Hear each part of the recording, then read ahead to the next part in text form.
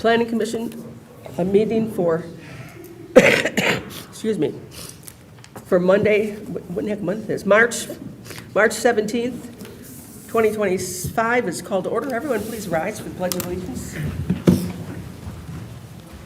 Pledge allegiance. To the flag of the United States of America and to the republic for which it stands, one nation, under God, indivisible, with liberty and justice for all.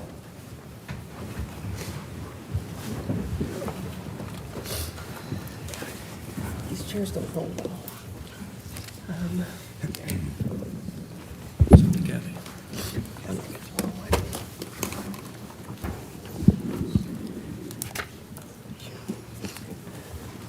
Item 2 is roll call. Roll call. Mr. Frederick. Present. Mr. Gladfelty. Here. Mr. McAnally. Here. Mr. Long. Here. Ms. Roscoe. Excused. Ms. Jamieson. Here. Mr. Crover. Here. Bugwade is here. Chairman Freitag. Here. Item 3 is approval of the agenda. So moved. Support. I have a motion from Mr. McAnally, supported by Mr. Gladfelty, to approve the agenda. Mr. McAnally? Yes. Mr. Gladfelty? Yes. Mr. Krova? Yes. Mr. Frederick? Yes. Mr. Bobwade? Yes. Mr. Long? Yes. Ms. Jamison? Yes. Chair votes yes. The agenda is approved.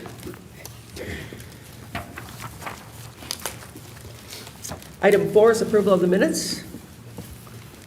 So moved, Madam Chair. Support. Second. Go ahead, Mr. Long. Who is it? Mr. Long. I approved it. You. Okay, first and second. First, second, yes.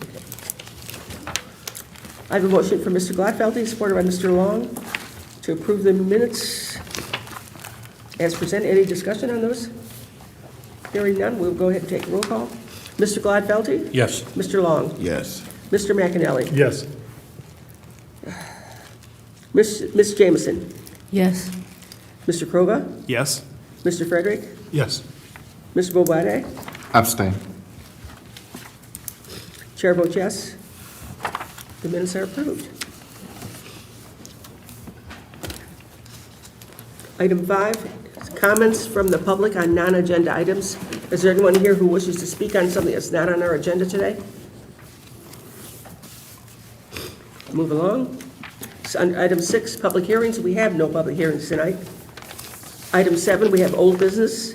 We have SPR 2025-002, Scannell Doctor Edition, located at 32250 Smith Road. Is the petitioner here? Yeah, there he is. Did you have a presentation for us? Yes, I do. Good evening, Commissioners. My name is Jack Kelly. I'm with Scannell Properties, and on behalf of the applicant, I'm joined tonight by Tim Elam with Scannell Properties, Dan Lavis with Newmark, Jacob Swanson with Fleece and Vandenbrink, and Andy Beekner, who heads Midwest operations for Costco Wholesale. And we're here tonight seeking approval for the dock door waiver request at 32250 Smith Road. So here's a brief agenda. I can skip through this, but we just wanted to talk about briefly, lay the groundwork on approvals we've received today, what our request is.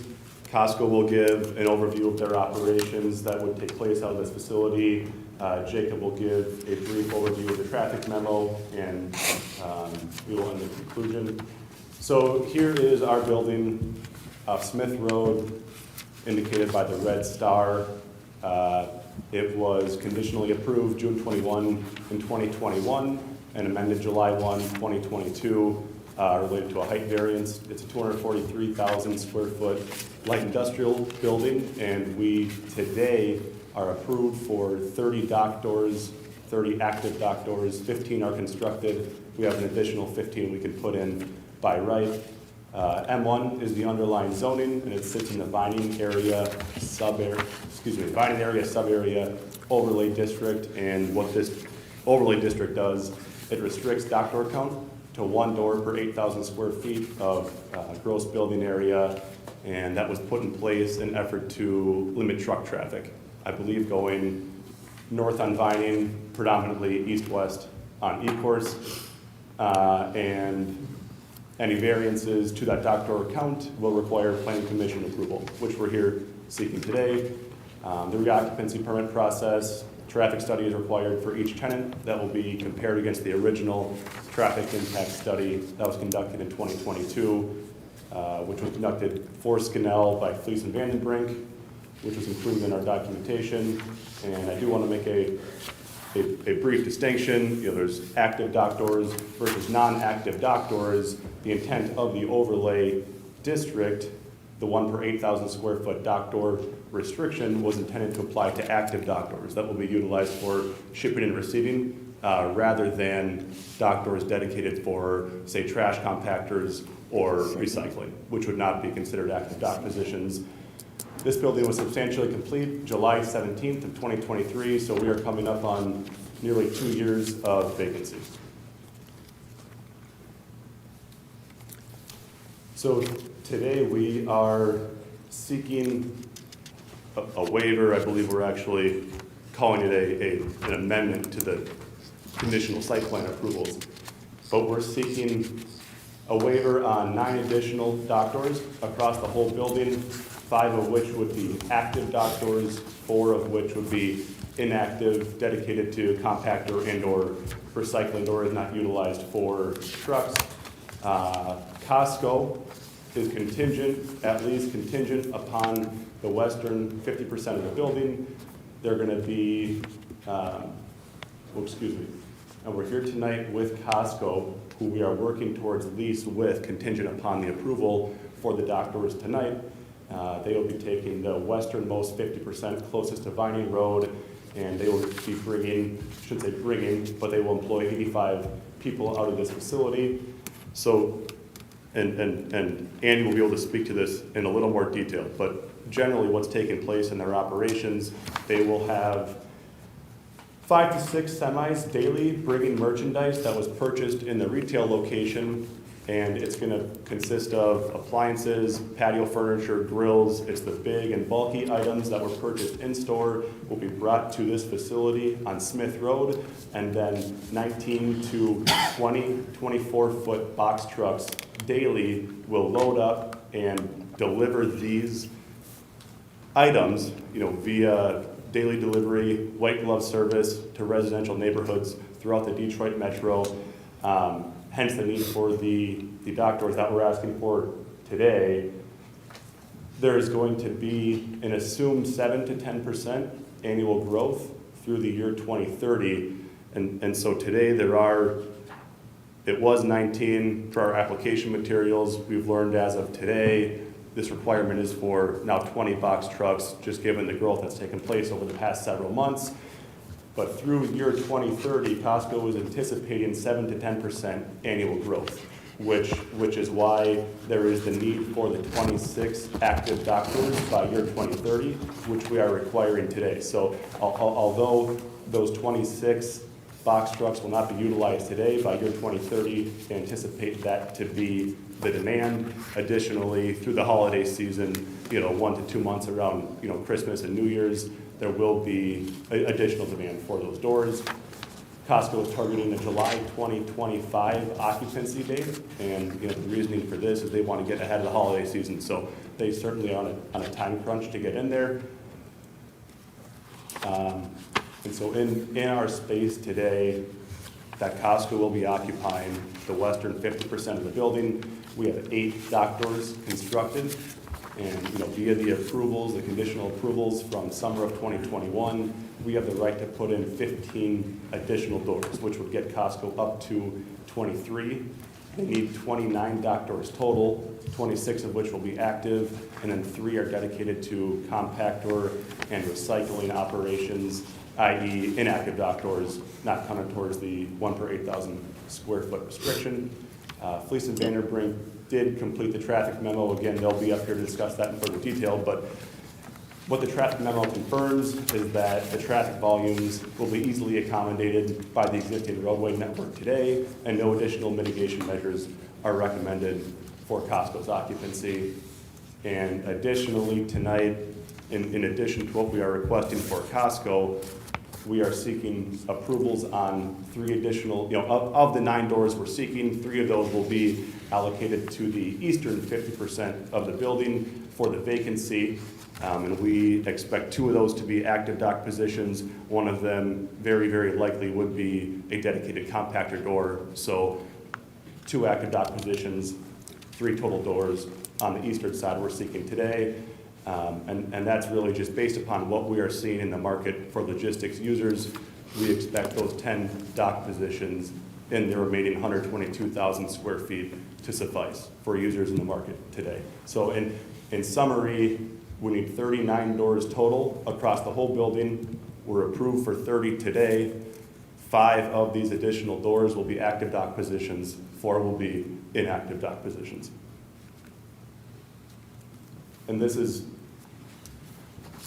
a little smaller than I was hoping it would be, but here you can see, I mean, generally, so it's just depicting Costco is on the western side, vacancies on the east side. It's a little tough with the lighting to really decipher the difference, to pick the difference here, but this is showing the 39 doors, and the dock positions highlighted in yellow are the additional doors that we're requesting. And then in the dock apron, you can see 4 of those are labeled recycling and or dedicated compactor doors. This is the floor plan showing the same thing. And then this is showing the northern elevation of the building. So on the top, again, a little bit small, but you can see the existing elevations today showing Costco in that western 50%. We have 8 dock doors constructed today in the Costco space, 7 dock doors in the vacancy.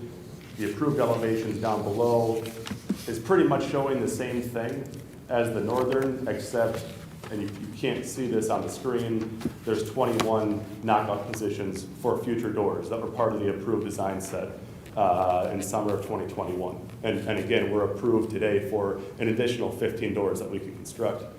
And then these are the proposed elevations that match the site plan and the floor plan. Again, just showing 9 additional doors in yellow, showing what's constructed today. And if there was a key you could see here, it would tell you 4 of those 9 doors are inactive dock positions. So with that, I'll invite Andy with Costco.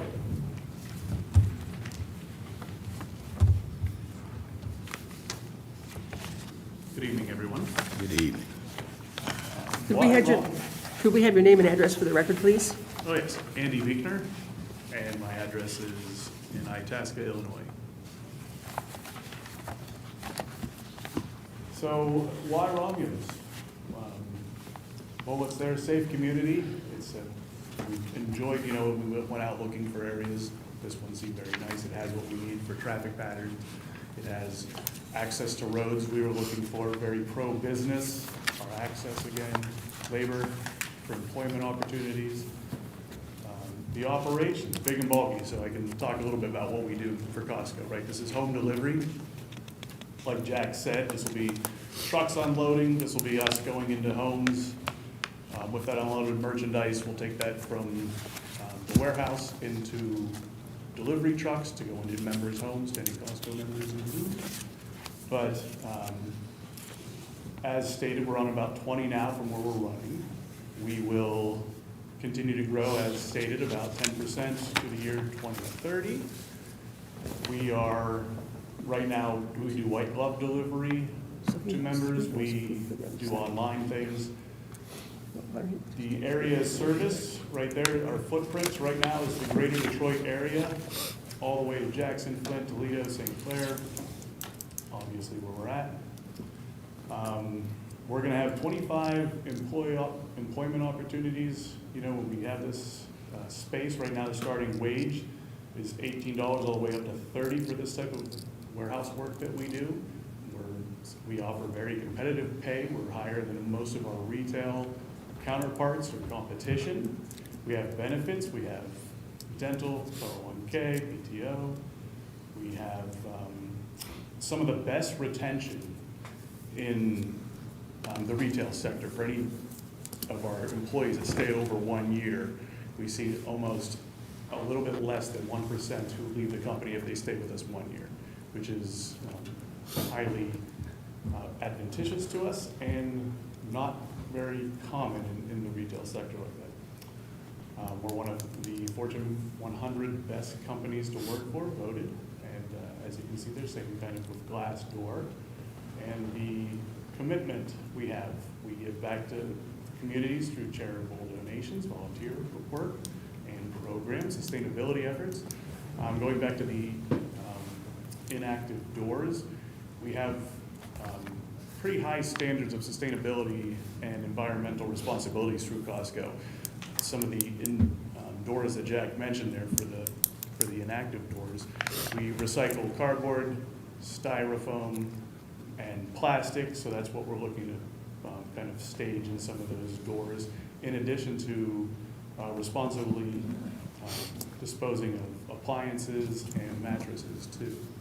So just a little bit about the operation of what kind of we would do inside that building.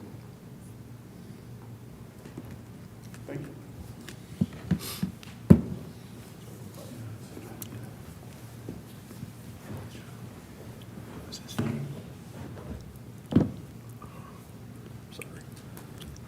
Do we have another speaker? Or no? Oh, okay.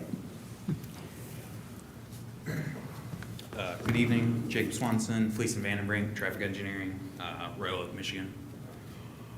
So, is this the playground? Okay. We performed the original traffic study for the full site. It's a better picture. You see building A, B, C, and Vistar. That was the comprehensive traffic study in 2022 that we performed. As part of that study, we evaluated a large network beyond what you can see here, including the signals. Additionally, we included the full build-out of the North Point development to the south in order to accommodate the future impact of that. So with the revised memo that I believe you guys have, additionally, we revised it once again today to include the additional trucks at the full build-out of the site for that 2030 numbers in order to evaluate that impact. And so, let me jump to this one. So we put together the trip generation for the full site. As of now, buildings A, B, and half of C are still unidentified. Therefore, we use ITE trip generation projections, which were used in the study. So we updated this memo to identify the end user information provided for this use. After we identified that, we combined it with all the previous evaluated information from the traffic study in order to determine if this is representative. What we found is that it is relatively representative. There are slightly more outbound trucks in the AM and inbound trucks in the PM. However, there are noticeably less employee and just passenger vehicle trips that would counteract that. Regardless, we put together the model that was developed for the full traffic study, and we added in the additional traffic generated with this identified end user in order to identify if it was the network was still operating acceptably. As you can see, the majority of the movements are level of service A, with the worst one at level of service D, which level service C, level service D or better is considered acceptable in Southeast Michigan. And so what we found with the additional traffic is that there's still significant capacity within the roadway network to accommodate this use without the need for additional improvements that have been implemented in the past. And that is all I have. Thank you.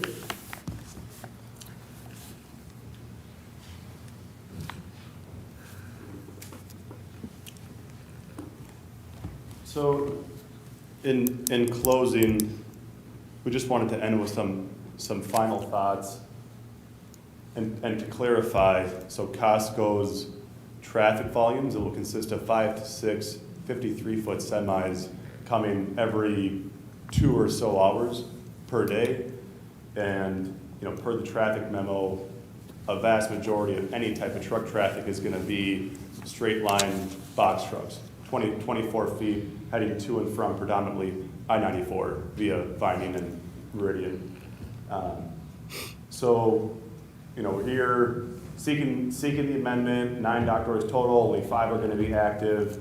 Again, the overlay intent is to look at the active dock doors, so by that logic, we're really looking at an additional 5 active dock positions with the 7 to 10% annual growth. That is the reason for the 26 active dock positions today, which will be fully utilized by year 2030, rather than just 19 to 20 per their box truck traffic today.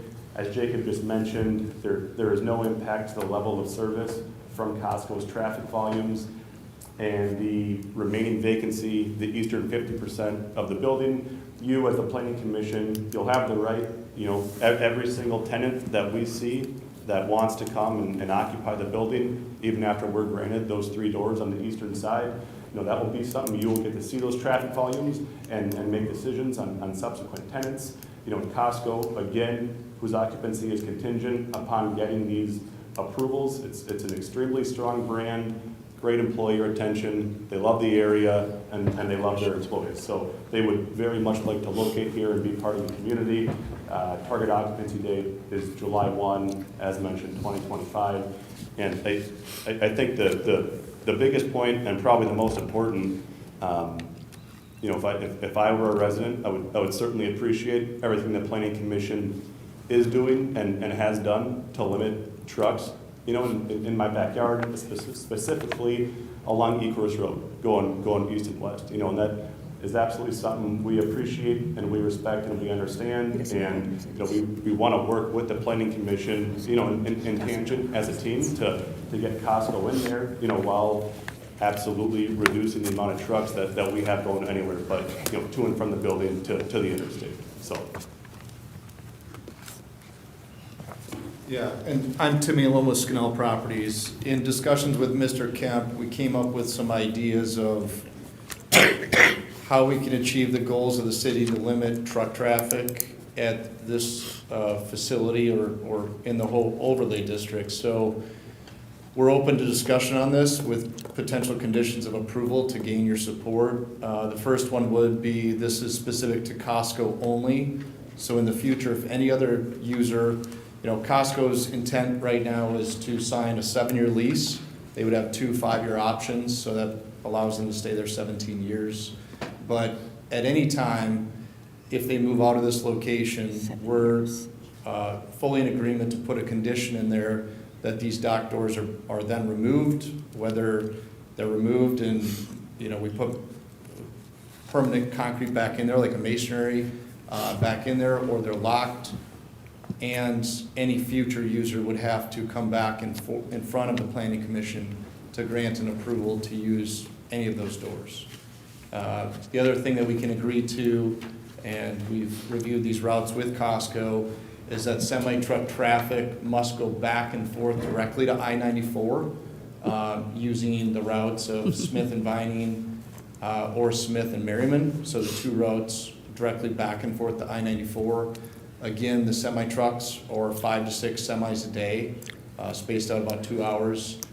That would be a condition of approval. Further, they would post notices in there that the truck drivers would see and know that they need to use those 2 specific routes to the interstate. Again, all the box trucks are 24-foot box trucks, so those are not semi-trucks that will be delivering to the white glove service to residential consumers. And we're open to any other ideas you guys have. We just wanted to put some ideas out on the floor for discussion. Thank you. Anything else you want to say? No, thank you very much. Okay. I will open this up now to the petitioners. Commissioner. Not petitioners, I'm sorry, commissioners. Go ahead.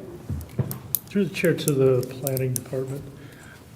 I don't understand us ever discussing the distinction between active and non-active dock doors. This seems like something verbal gymnastics to cover the fact that a dock door is a dock door is a dock door.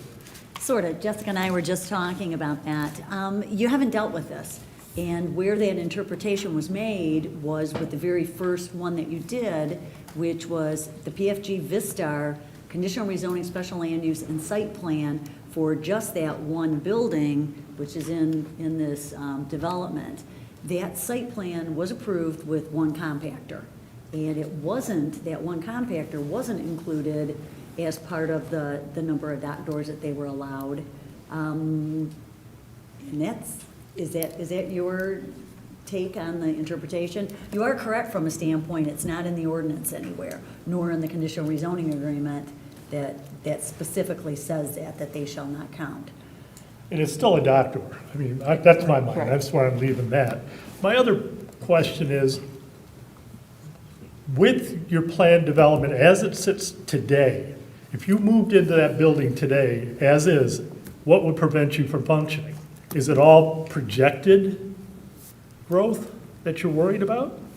No. Why couldn't you do it today? Yeah, so today, the operation needs 20 box trucks, so 20 active doors to fulfill the distribution area to the residential consumers. Okay. And that is gonna grow at, that showed 10% growth a year.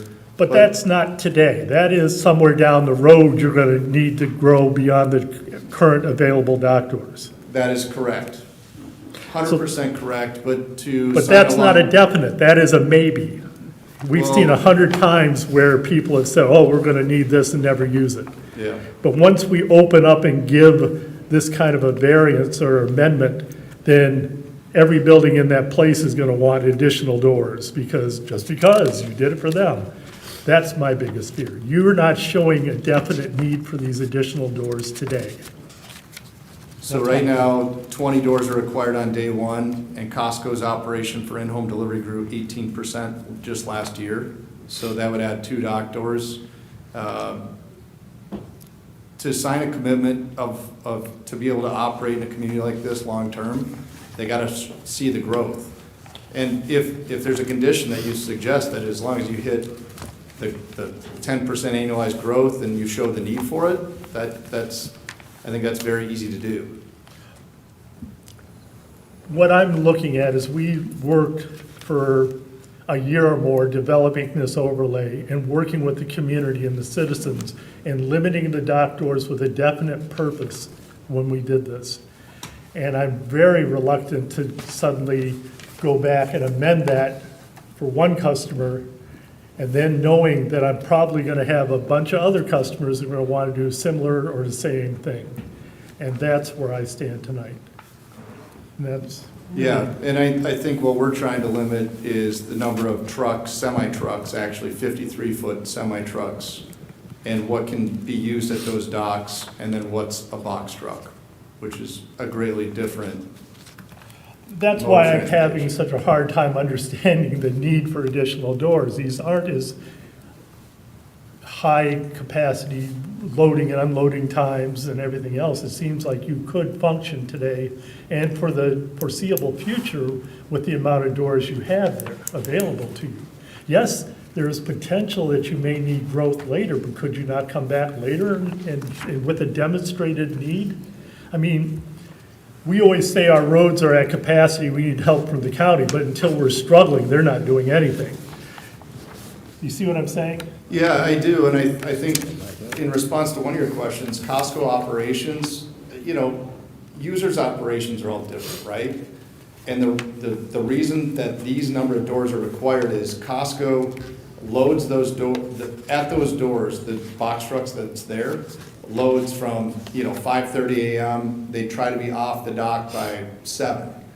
And when you buy a patio furniture set at a Costco retail location, you cannot pick it up that day. They will deliver that to your house, and you get a window of time frame delivery. So those windows start at 8 a.m. So they need all their box trucks loaded to dispatch to be at residential homes starting at 8 a.m. That's all I have, Madam Chairman. Okay. Well, you say you need 39 dock doors, but on this map you have here, you're showing that 3 of them you're giving to the other half. So you don't need 39. Yeah, so there is not a user identified for the other half of the building yet. It's just when you look at the market and how many dock doors are typically required for a user, certainly a user could come along that only needs 2 doors on the eastern half of the building. But as a building owner, you can't box yourself in a corner. And if we only had, let's say, 7 doors over there, and then we can never lease the space because every user needs 10 doors. We've looked at the market and what we feel comfortable reducing the number of doors on that half of the building to try to secure Costco's business. Are you only leasing half of the building or the whole building? Only half of the building's being leased to Costco. Let's go give them to Costco. So Costco gets, whatever it is, 29 docks. And if somebody else comes in for the other half, they're going to get, what, 8 dock doors? 10 doors 10 under doors. this application. That doesn't seem, proportionally, it doesn't seem right.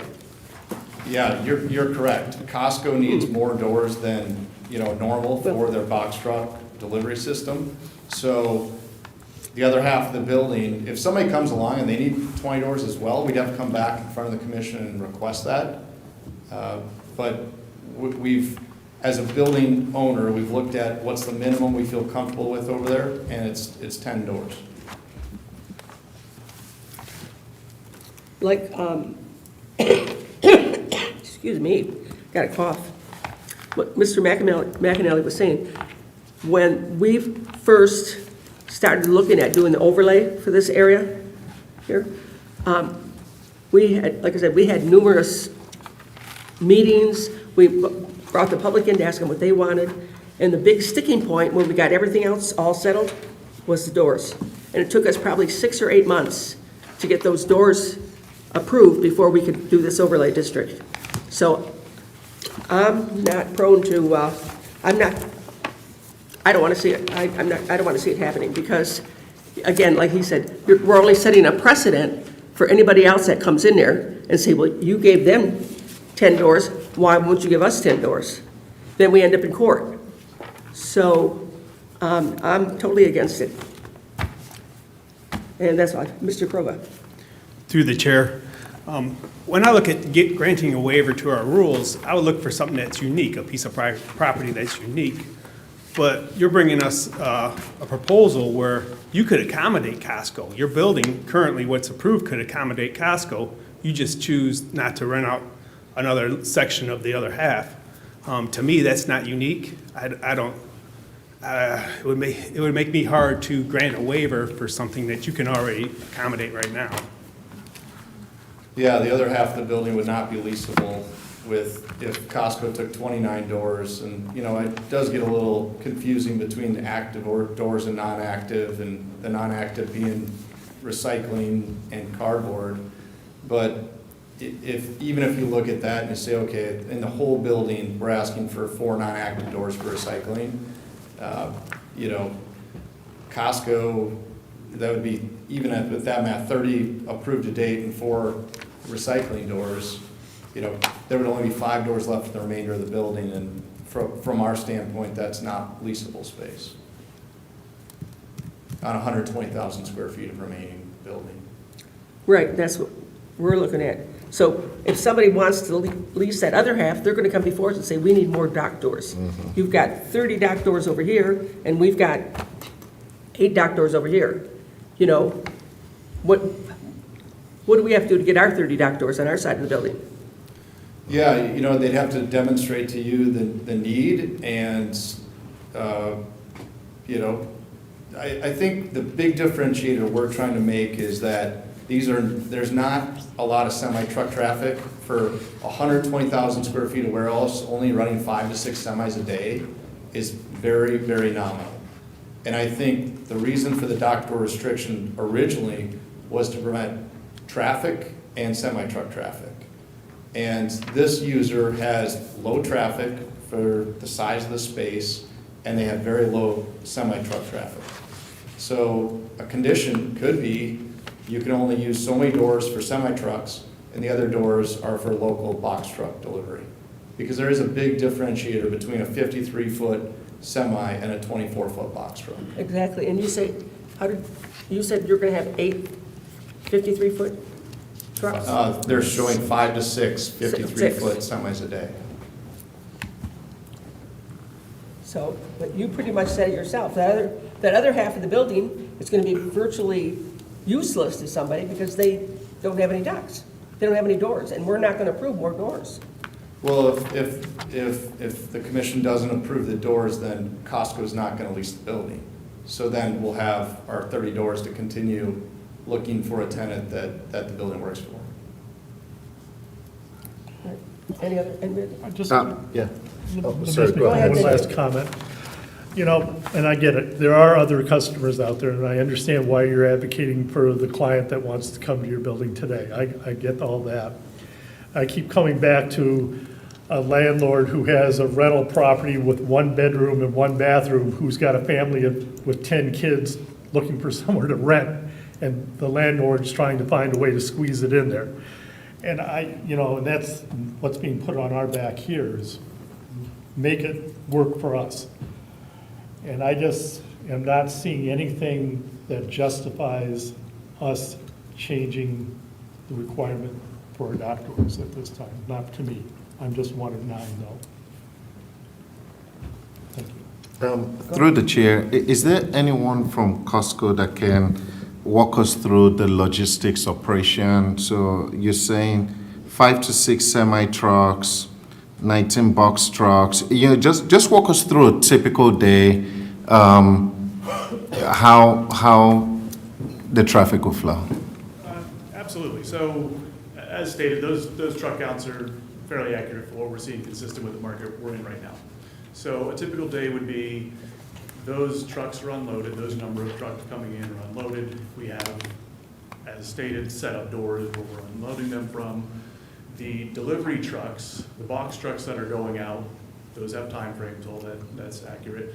So we unload the semi-trucks today for tomorrow's home delivery.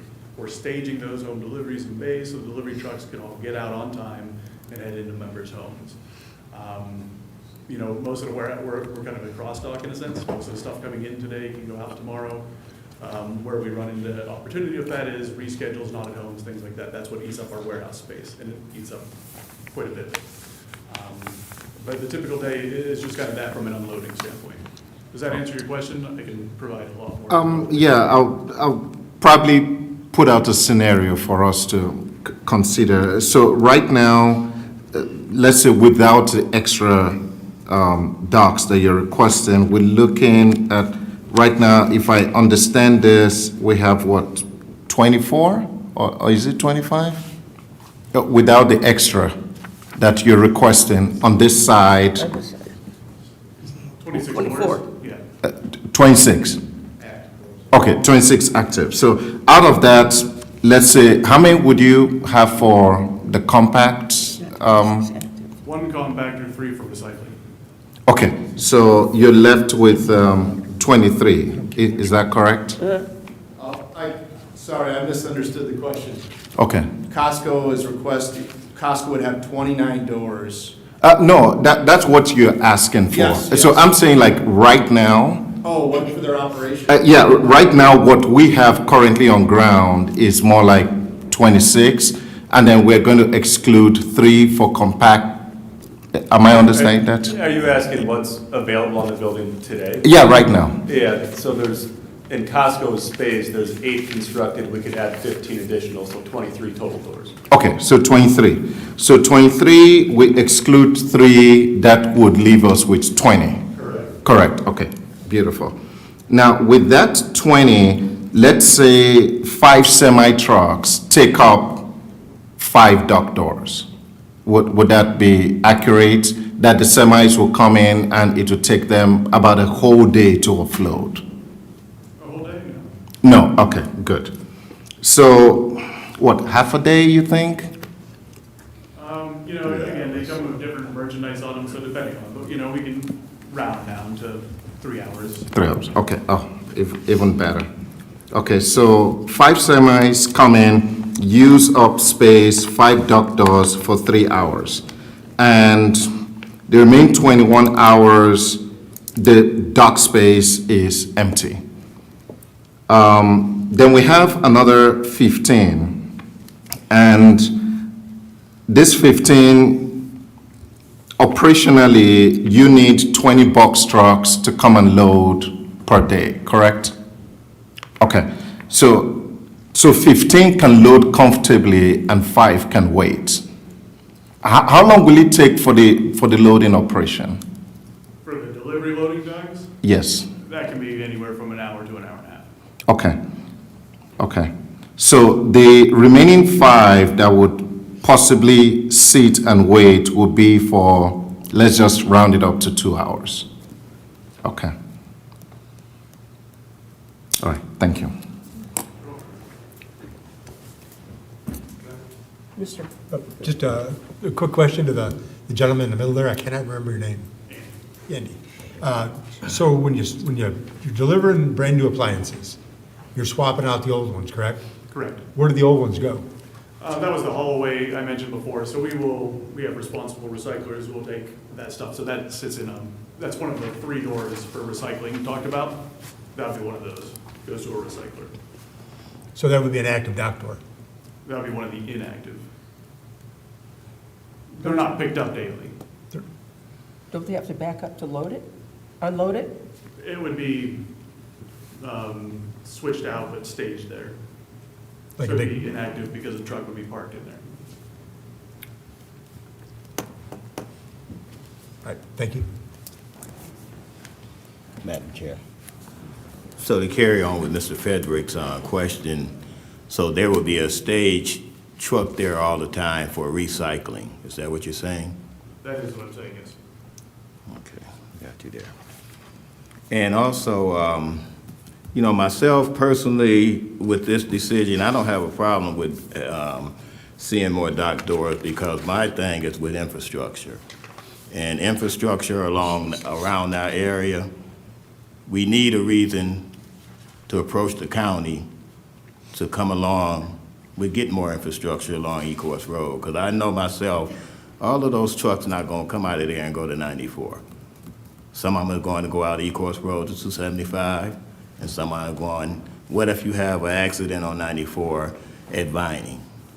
They're going to go out Ecorse Road, east or west, to get to where they're going. So, I understand. I wasn't here when some of this was approved before, back in, 2021, I think it was. So, I can understand the need, and I also understand the operation and as it goes right now. So that's where we're at. And also on the commitment, the 7-year lease, do you have say-so in your lease agreement as to who would occupy that other vacant side? We have full say-so in the lease with Costco. They can't, they can't say who we can lease that space to. Right now, activity's been very slow.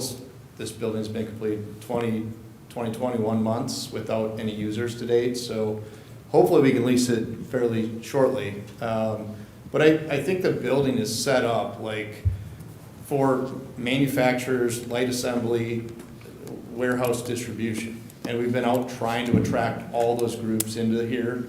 I think this, you guys probably were aware we were close with a manufacturing company, Luxwall, and they went elsewhere. But the group of users that we've seen lately are automotive related, and then a few warehouse distribution users. But by far, Costco is the most solid prospect we've had in 2 years of marketing this space. And also, with the 7-year lease, you said there's a possible additional 10. Yeah, so it's pretty common in lease agreements that the tenant would have renewal rights to stay in the space. So it's a one-way renewal. So it's only if they want to stay and operate in the space, they'd have a fixed renewal in that lease. And this lease is not signed. It's fully contingent upon getting this variance approval. But if it's executed, they would have up to 17 years as of right to stay in the space. Thank you. One more thing through the chair. Go ahead.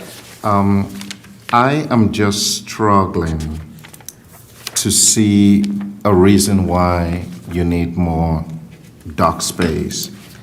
Because based on the math that we just walked through, let's take away the compact doors, those 3 doors. The doors that are remaining will be operational for 4 hours in the whole day. Yeah, and I'm hearing a lot of concern, and rightfully so, about, why does Costco need the 29 dock doors? 3 of them are gonna be inactive dock doors, so it's 26 active dock positions. The reason Costco needs this number of active dock doors, and based upon our market knowledge and the users in the market that we're seeing today, we certainly would not expect another user to come and request this number of dock doors. It's very specific to Costco's operation. They have these today, what would be 19 to 20 box trucks that arrive at 6 a.m. every single day to load for an hour to an hour and a half. Because as Tim mentioned, they have very tight 2-hour windows throughout the greater Detroit metro that they have to hit. That's their obligation to their clients, to their consumers. And that is the reason they need these doors, because they have to load all these box trucks at the exact same time in the morning, and then they are out on their routes distributing throughout the entire day. And that's what they do each and every day. So that's the reason they can't have 10 dock positions, for example, load 10 box trucks, then take another hour and a half to load the next 10. They're not going to meet their windows. So that's the reason that this is unique to Costco. And we would not expect, likely we wouldn't expect another tenant to require or request this number of doors. It's very unique to Costco. And I'd add, after 7:30, those doors aren't going to be used except for those 5 or 6 semis that come in during the day that take 3 hours to unload. And at most, 2 will be there at a time based upon the projections. So these doors are going to be unused 20 hours, 22 hours a day. My point exactly. These doors will sit unused for 22 hours, 20 hours. So to me, it just seems like waste. I understand what Costco needs. I understand their business model. I understand they need dock doors. I understand they have a tight operation. It's what they need, it's what they've baked in. I perfectly understand. Anyone can bake in whatever they need in their operation that works for them, which is perfectly fine. And it's also perfectly fine for you to request on behalf of your proposed tenant. But just, the math does not just add up for me. It's, these dock doors are going to sit vacant. And if we approve 9, let's even assume we have, 45 dock doors all over the whole building, just being used for 2-3 hours. I mean, that to me is not an efficient operation. I'll be more inclined if, it's, I just don't even know what to say. I mean, it's a different case if they load and then the volume is so much that after 6 hours they have to come back, or after 7 hours they have to come back, there's another night shift. It's like there's constant, use of the dock doors. Then I will understand, like, yeah, we need to expand it for congestion's sake, for this, for that. But I'm just not seeing it. All right. Again, I'm just one vote, so. One real quick explanation is the deliveries to people's homes is really only between 8 and 5 daily. So it's not like we can go deliver at midnight or 2 a.m. to a residential home, right? Because it's the white glove service. They're not just leaving it out front. They're bringing it in and setting it up in your home. So it's just it's kind of a unique operation. There's not a lot of white glove services that deliver inside people's homes with large items. Okay, I'm done. Okay. Where do the trucks go at the end of the shift, at the end of the day? Do they come back and park here? Yes, they do. The box trucks do. The semi trucks are not located The box here. trucks park here. So the deliveries for the next day can't be loaded the night before? They, No. yeah, they're, well, Andy, go ahead. You say. No, these contractors, it's Costco's merchandise, it's gonna stay in the building, it's not gonna be loaded into trucks. Yes, they can back up to the doors and all that, but that's just not how we're gonna function, plus due to reschedules and the logistics of things like that, to unpack it and get it out of there. So they do need to stay in the warehouse.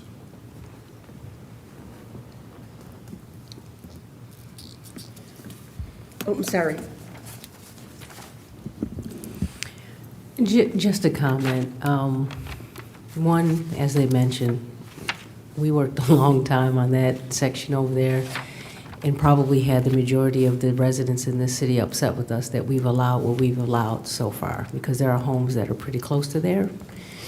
Those streets haven't been there very long, and they're already abused by the truck traffic. As one commissioner already stated, truck drivers very rarely stick to the routes. They're all over this city, which is another reason why the residents have not been happy. And for me personally, I'm more concerned with what's right for the city and the residents versus a business that will come here and probably won't stay here for the longevity of what some of the residents are here. Some of these residents are 3 and 4 generations. They've been here for a very long time, and they view the city a certain way. Yeah, we need commerce, and we need businesses to come. Totally appreciate Costco, because I think you are a great company, but it's not a personal thing. We have to think about the residents, but we also have to be true to our overlay and our master deed. So there's a lot going into the thought, but there's a reason why we took a long time to come up with the decisions that we did, and a lot of that was based on the residents, which made their comments very loud and clear. So that's just my 2 cents.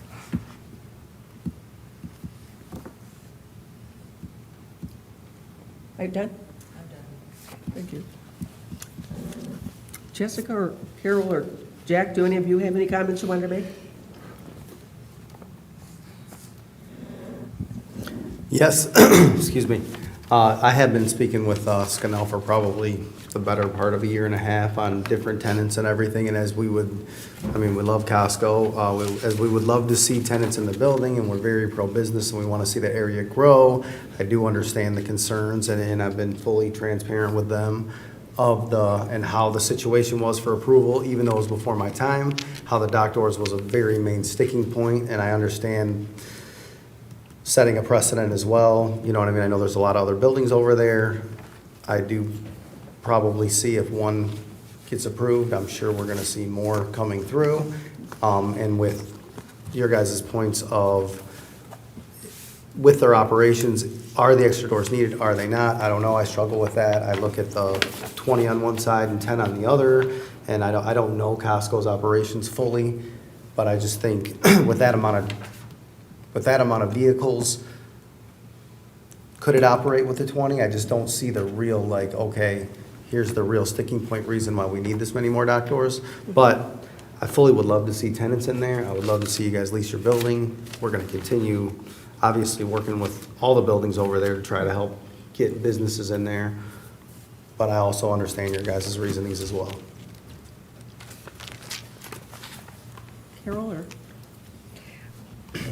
I can answer any questions that you have as a commission on the reports that we gave, but I do want to make one comment in regards to the 2 routes that were discussed to exit the building. The Smith Road from the east property line of Building C to Merriman is not considered a truck route. So there would be no semi-truck traffic that should go to the to east to Merriman and 94.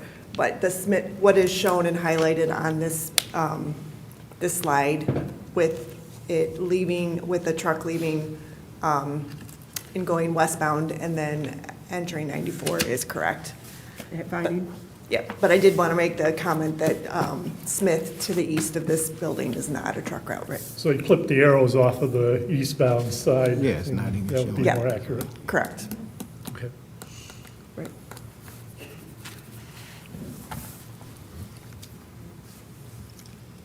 Regardless of the approval of the dock doors, what I'm concerned about is the fact that we have half of this building that has dock doors everywhere, and the other side, they're only going to have 6 or 7. Now, I don't know if anybody wants to rent 121,000 square feet and only have 6 or 7 docks. And maybe there are operations out there that would do it, but I'm just having a real hard time with this. We went through all that. Hours, days, weeks to get this approved. Yeah, and I would just say that the request would leave the vacancy with 10 dock doors, our request for variance. And I feel 100% confident that's still leasable space. Scannell Properties, we're the largest or the second largest privately owned industrial developer in the US. So we develop between 20 and 50 million square feet a year, and that is leasable space. And we will find a good client to come in to that space. I think from overall image of a city, having a user like Costco in this area is going to be very good for everyone. And the jobs that will be located here are good for the overall community. Madam Chair, can I ask a follow-up to that? Sure. So as Jeff mentioned, we've been working with you guys for, well over a year or so on it. If the space is indeed marketable, how close are you to having somebody with it? And kind of a second question to Costco, is there any users out there that need to be right by you? That, I guess what we kind of want to hear is just a little bit more than, we think it's marketable. Tell us some more. Well, yeah. Because we've been waiting, that building's been ready to go. And, I know. We want somebody in there. We've made a $25 million or more investment, right, in this location.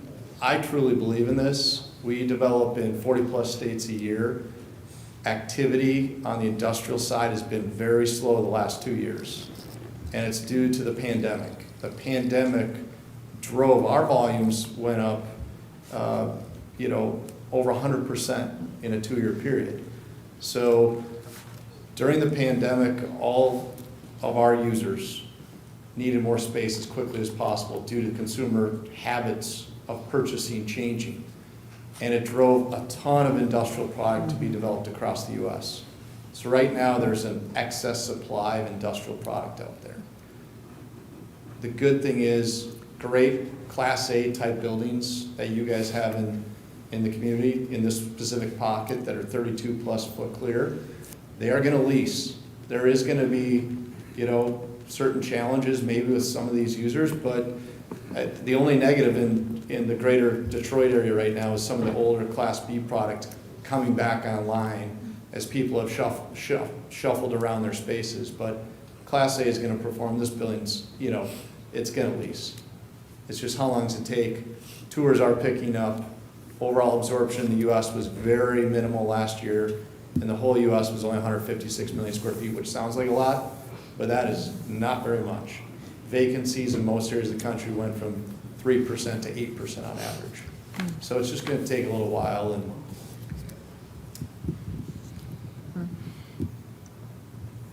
Madam Chair, could you tell me, are you under contract with any other Costco locations right now? so Scannell Properties, we've done 2 other locations with Costco, in Raleigh, Durham in the Research Triangle, and Minneapolis, Minnesota. Are they the size of this building here and They're almost all totally identical, and they all serve the same purpose for Costco logistics.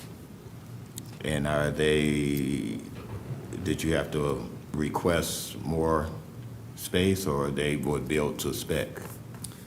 So we never had the dock door restriction on those buildings that we have here. So we needed to go in for typical tenant improvement permits, but we did not need to request a variance for a dock door. This is a whole campus. Thank you.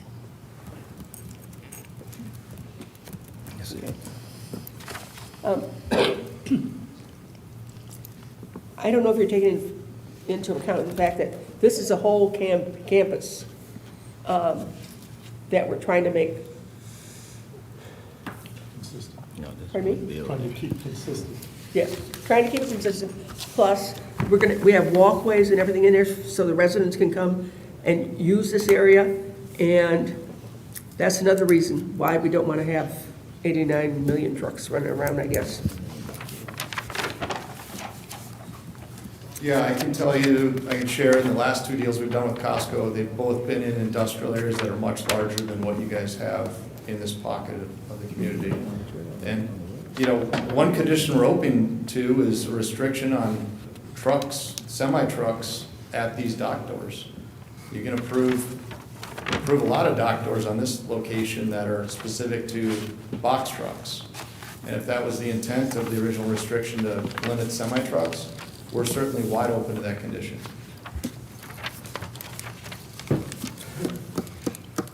Any other questions or comments?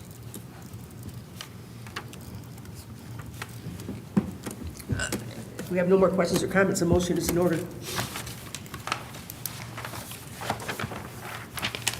Madam Chairman, I'll make a motion to deny site plan amendment request for SPR 2025-002 Scanal Dock Door Addition, Costco, based on the not having a demonstrated and compelling need for the additional dock doors. Support. Who supported that? Okay. I have a motion from Mr. McAnally, supported by Mr. Bobayade, to deny the approval for SPR 2025-002 Scanal site plan for the additional dock doors.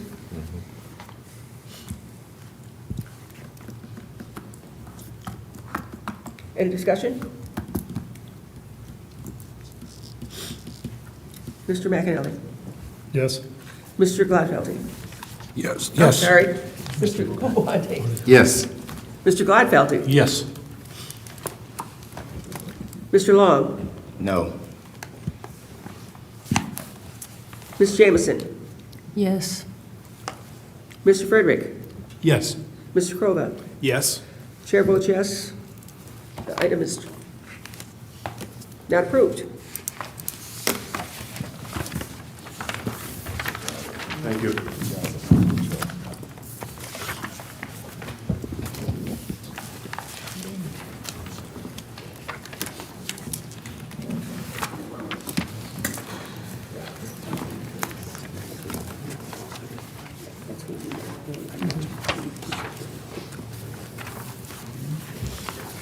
Okay.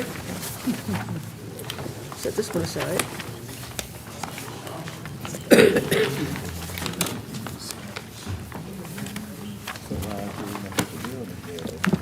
We got 3 minutes left.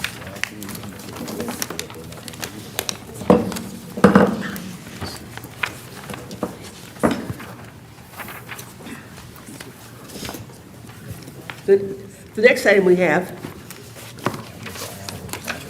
is SPR 2023-0033, Opus Condominium, and you're requesting final condominium plan approval.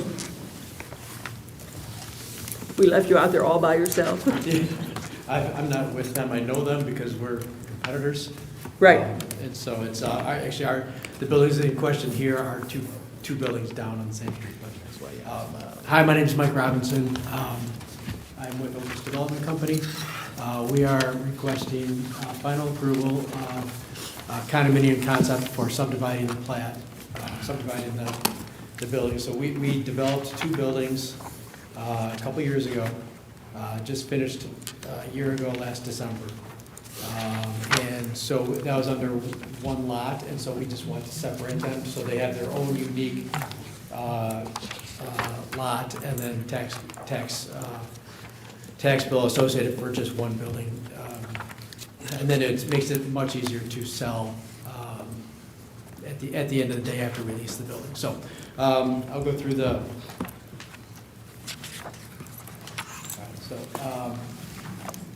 So, as I said, I'm Mike Robinson. I'll be talking about the final condominium plan, and I'll show you the site plan.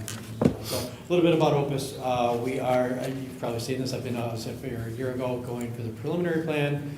Since that time, we've added 2 offices. We have an Austin office and a Charlotte office. Those are the two newest ones for us. So, we're headquartered in Minneapolis. I'm out of the Chicago office. Opus we're siloed into three groups. We have design build, which is your general contractor. You have the development company, which is the groups like myself that are trying to find land and develop spec buildings. And then we have A&E group for architecture and engineering. It's all in-house. Here's the team that handles the Michigan development for out of the Chicago office. So these are the 2 buildings as they sit now. This was approved, they're constructed. We have a 100,000 square foot building, 33,200 Smith Road, and then we have a 170,000 square foot building on 33,100 Smith Road. They're all under one lot right now, and so the ask here is for the final approval.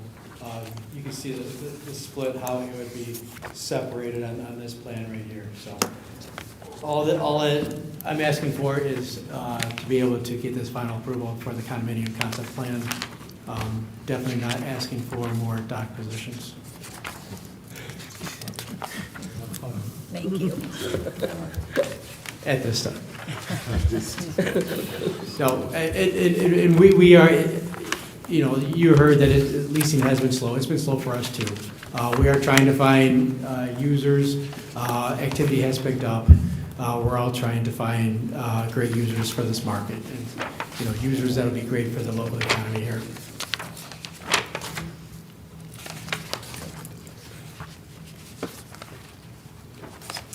Any questions? Reading here. Do we need to go over whatever's in the final document? Through the chair, I can summarize that there were no major changes from the original site plan and the original condo plan that were submitted for approval during construction. There are some cleanup items that that they've incorporated in this final document, and this final document that would then be recorded with the county. There's nothing out of the ordinary in the submittal that we would make note of. Do you have tenants for this building? We don't. We have a number of proposals that are outstanding, so I feel like we're close to landing one, but fingers are crossed, and nothing is signed until it's signed these days. How many dock doors are you going to need? Only what's existing. I'm sorry, I should not have said that. Anybody have any questions or comments? From anybody? Too simple.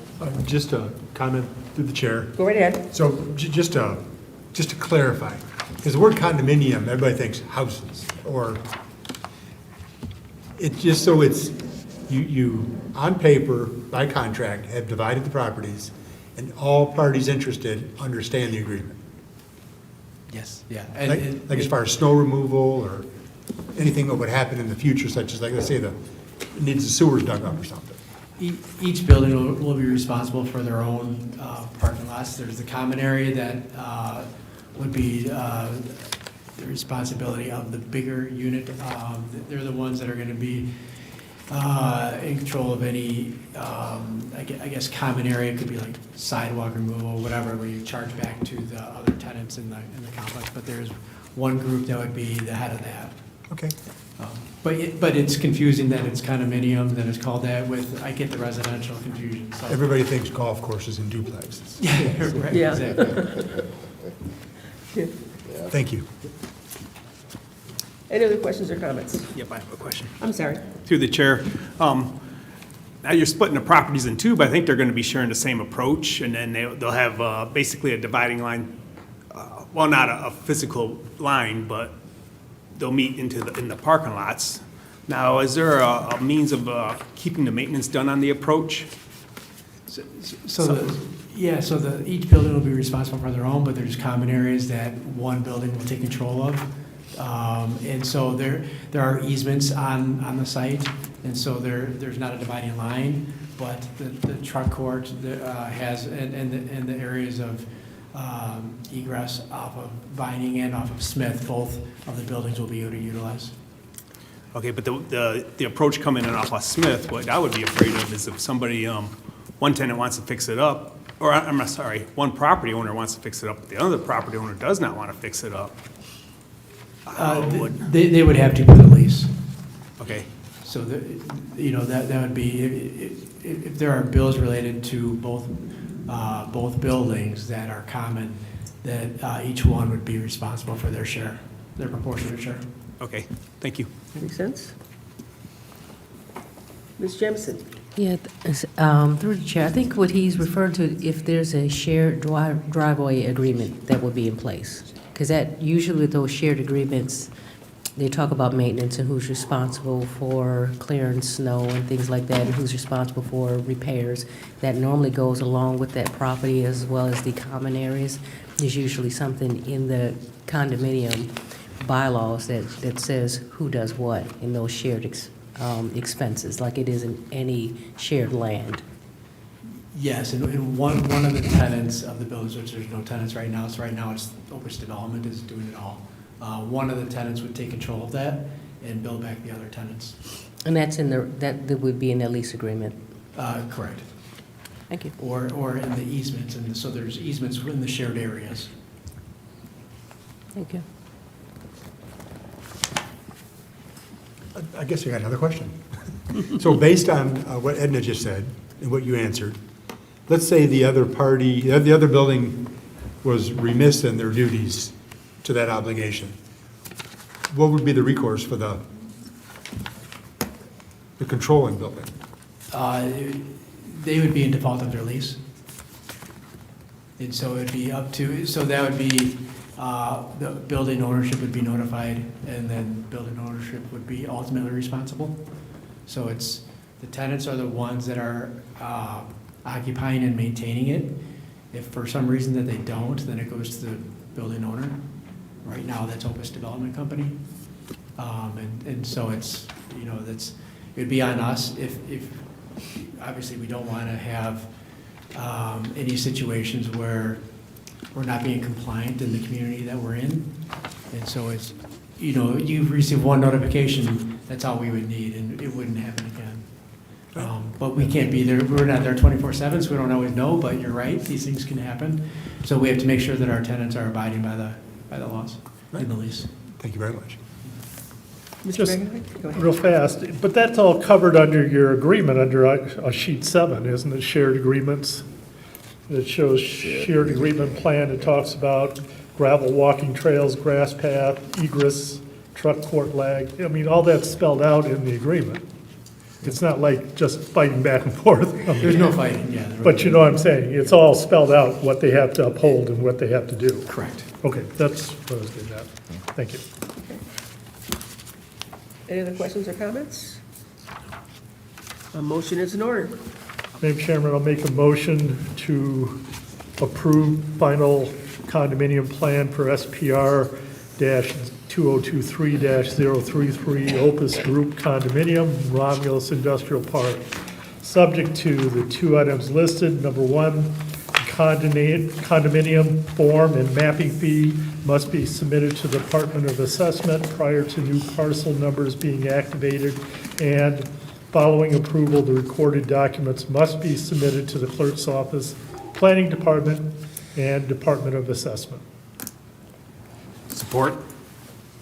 I have a motion from Mr. McAnally, supported by Mr. Crova, to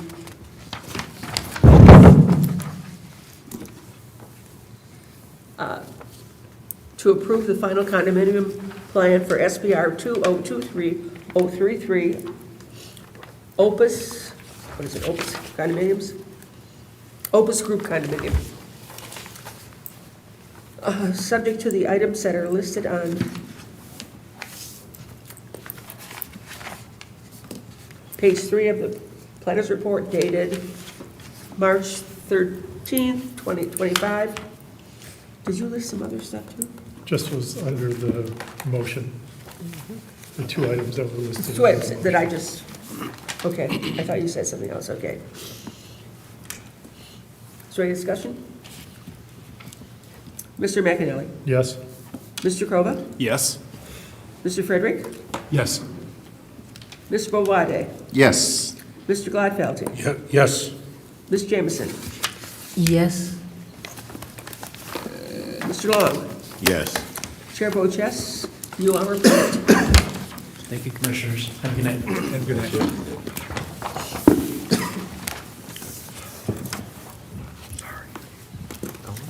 Alrighty.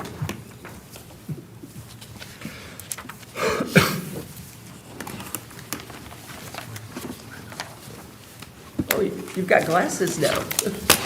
I know, I told you, I'm getting old. Welcome to the club. Yeah. The next item is SPR 2024008, Jeff? site plan approval for review for first-class self-storage. Thank you. At 29109 Beverly Road. And the Madam applicant is Chairman? here? Yes. Yep. I will not be participating in the discussions or voting on this one. Send that. Did you fire his son? Goes to Jeff. Send it to Jeff. Send this over to Jeff. Thank you. Thank you.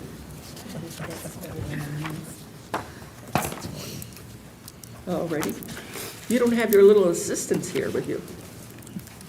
They're right here. No, I mean, They're tied up. I could just see that. Anyhow, alrighty. You are?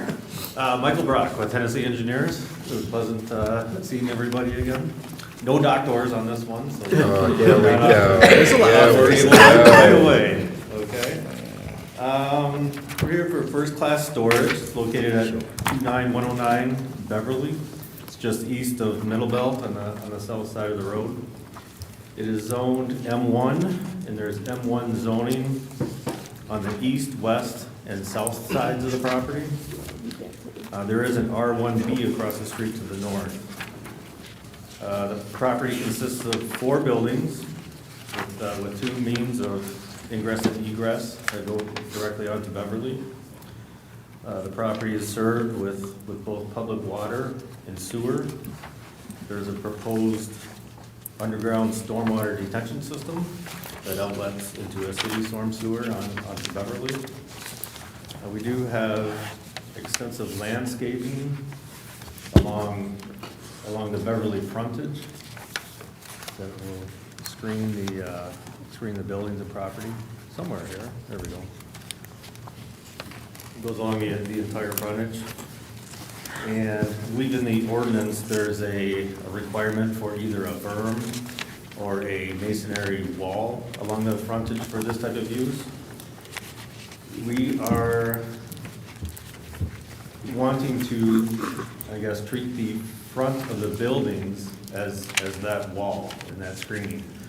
So if we look at the building elevations, you can see the building in the front is gonna be all brick, you know, to simulate a wall. And there'll be landscaping in front of that as well.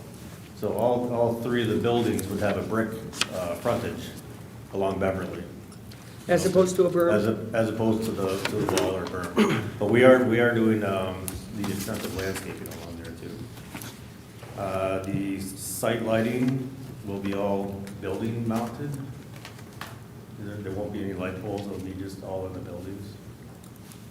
But, yeah, that was one of the biggest discussions we've been having with the city was to, I believe it's a waiver, if I'm not mistaken, to have the, I guess, the building facade as the actual wall, instead of constructing another wall adjacent to it. So, let's go ahead in a summary, I guess, with that in mind. I guess I'd like to call either Mr. DeSanto or Mr. Oakley to just go over the day-to-day operations of the self-storage. Good evening. I'm Joe DeSanto. I'm with GMD Consulting. I'm assisting Mr. Oakley as his general consultant, general contractor and consultant related to the self-storage project. I currently operate several self-storage facilities in Downriver, Wyandotte, Trenton, Southgate, in Riverview. So I've been working with Brian directly on the operations of this facility and the unit mix that he's proposing here. And that's why a lot of the buildings are laid out the way they are. I think Mike had indicated that we were proposing brick along the frontage. It's actually masonry, 4-inch C block. So it consists of a smooth band and a split face block in 2 differential colors. I did bring a sample board. And then the interior of the buildings that don't face the residential or the main street are metal siding. We're providing 3 types of building styles. The building in the middle there, which is Unit D, is what we classify as a hybrid building. Has exterior drive-up, interior climate control. Buildings A and C are catered to a little bit longer of a potential vehicle or storage space at 30-foot in length. Some are 40-foot in length. And building C is what we call the flex space business type unit. I have a very similar product type at my Riverview location. It's good for small businesses. There's no changing of oils and tires and any of that stuff. Pursuant to the lease, there's no storage of hazardous materials, no overnight stays, nothing of that occurs. I think Mr. Oakley presented that in his letter to you guys, and I think he did provide a draft lease to you guys as well. Hours of operation, 9 a.m., 6 p.m., unless, for instance, he had a water restoration company that needed 24-hour access, then they would be granted access. Trip generation is very minor with these type of facilities. I think here we have a little over 150 units. You might see 3 people a day. Very simple, very quiet, very low impact to the community, but it's warranted, and the demand for this is there. I can answer any questions. I know Mr. Oakley can answer any questions, and I know Mike can answer anything related to engineering.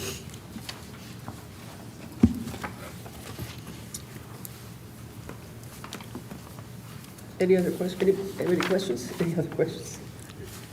Madam Chair, I just had a comment. Go ahead, Mr. Gladfeldt. Looking at the SEMCOG paperwork, they've got the wrong address on there. They've listed it as Middlebelt Road. In effect, it's Beverly. Just a minor thing. It's on the SEMCOG development paperwork, it's listed as Middlebelt Road. Oh, you don't make those. He was just checking to see if you would notice. Yeah. Go away, I'll call it back. Good eye.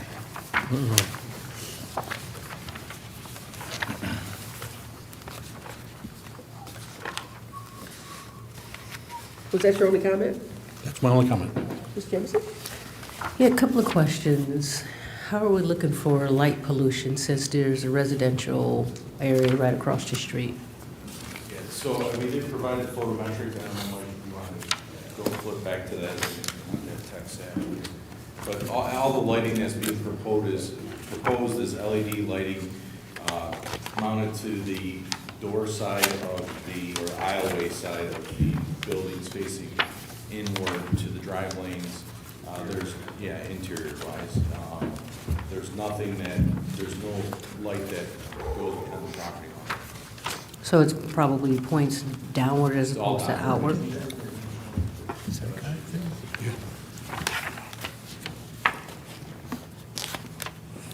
So the frontage is gonna be a stone wall, or how's it gonna look? And there was a note that was in there that said that there are two parts of one of the interior buildings that you can see from the roadway, and the recommendation was to cover that with brick as well. Yeah, so is it okay if I approach? Yes. So the natural gray is the band, the dark charcoal gray is the main face or the main building. Pass it around for you.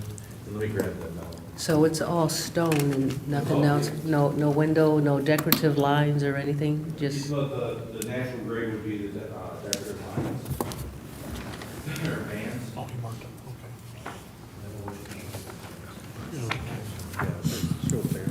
That's the color, that's the so, Yes. yeah, so these bands here do the natural color. Here, here, here, here, here, and then the same on the large elevation, that's the roadway here, natural band, natural band. Joe, can you go back to the microphone and just say that, just so the recording secretary can pick it up? I think you were just saying the bands are gonna I be, apologize. So Nope, it's okay. the non-hatched or dark area of the elevations would be the darker stone. The lighter strips running through there would be the natural stone bands. So it'd be a color differential on that. I'm not, to be honest with you, I'm not quite sure how much of that elevation will be seen with the intense landscaping being provided, but we did make a play on that. yeah, I'll have to find where I indicated that in my notes. And then in the meantime, security? Security, so the facility has security cameras throughout. Gated access. You have to have a code to get in. One point of entry, one point of exit. Security monitor, the camera's monitored by whom, and is it recorded? It is recorded, it's monitored by the operations staff. We haven't really gotten into that detail, but there's technology out there that we'll probably implement in regards to the camera system that if it detects anything within the drive aisles within certain timeframes, it'll probably send Mr. Oakley and or his staff an alert.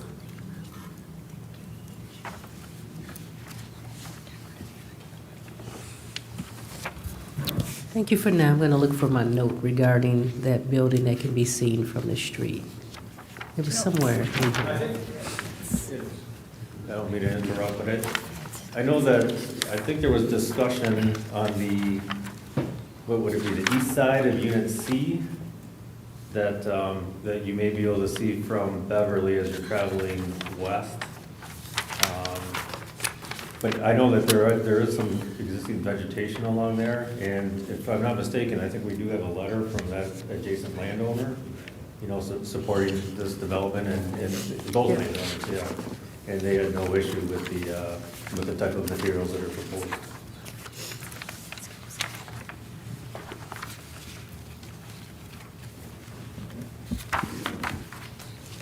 If I may, through the chair, just as a clarification or a verification rather, that it is all zero. All of the foot candles at the property line, the north property line are all zero. All of the light is interior to the site.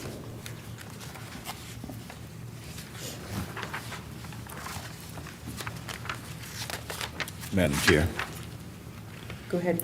on the fencing, for security fencing, would that be chain link or would that be wrought iron or aluminum, or how does that? Not sure if we provided a detail. So the front gates are ornamental decorative fencing spanning between the two buildings there. For the exit side, on the entrance side, it's ornamental fencing. At the, abutting the existing self-storage facility, it's a masonry wall, and we'll attach a chain link fence to that. How high? On the south side, sir. How high? 6 feet, sir. 6 feet? Yes, sir.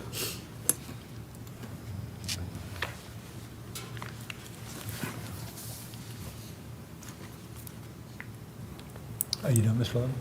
Yes. Thank you. Couple questions through the chair. First a comment. In our packet, we did have letters from the neighbors to the east and to That's the what I west. was just going to say. Yes. We should probably read them to the record. Did I just walk into that? That would be, Walk right into that. that'd be you. No, I already knew that. I just had him right here and say something. That would be our secretary. I was going to have you read it. So we have two letters from residents that, the first letter from a trustee of the Verna Lalonde Trust, side yard setback variance request for 29109 Beverly Road, to whom it may concern. The Verna Lalonde Trust owns 29169 Beverly Road, which is directly to the west of the petitioner's parcel. I am aware that petitioner seeks a side yard variance adjustment from 50 feet to 10 feet. I have no objections to the reduced side yard setback of petitioner's proposed self-storage project. Signed. And we have another letter dated, previous letter was not dated, but this letter is dated July 2nd, 2024, from Rami Abbasi on 28975 Beverly Road, Romulus, Michigan, 48174. RE First Class Storage LLC, 29109 Beverly Road, to whom it may concern. I am the owner of 28987 Beverly Road, which is a parcel directly east of 29109 Beverly Road. I am familiar with the proposed use of 29109 Beverly Road and have no objection to application of M1 setback requirements between our two parcels. My current residential use of 28987 Beverly Road is not prominent. I am available to answer any questions at 734-216-6801. Sincerely, Rami Abbasi, signed. All right. So those letters were submitted to BZA. Oh, were they? Yes, and we already granted You already read them into the record? we already granted the waivers. You granted the variances or waivers? The variances. Sorry, variances. This is a little complicated when it comes to variances and waivers. It started out that in order to give the applicant some comfortability, I guess that's the word, to be assured, because there's a critical variance, and that was the property size. If you didn't get a variance for the property size, you couldn't do it. Right. So at the time, they also sought a variance on the sides to see about shortening up that setback, which adjacent to residential is quite large. So figuring out what's going on with the properties to the side, one being a non-conforming existing muffler shop, the other side recently purchased, the house and then the site next to it are owned by Mr. Abbasi, and he's got Equipment rental. Equipment rental. Okay. So those variances were granted, however, they have since expired, as is noted in the Carlisle Wortman letter. Going through and trying to sort out what's a waiver, what's a variance, Doug Lewan at Carlisle Wortman did a great job with it. And it kind of goes with the nature of, this is kind of a unique use, and we've all been kind of talking about it a little bit. Joe, very helpful to know that you're in the business, it's thriving, and it's something that probably could be used here and even prompt some ordinance changes. So we're kind of working around that, and they're, again, it's unique, there's some unique circumstances, some of them just by the way the ordinance is written.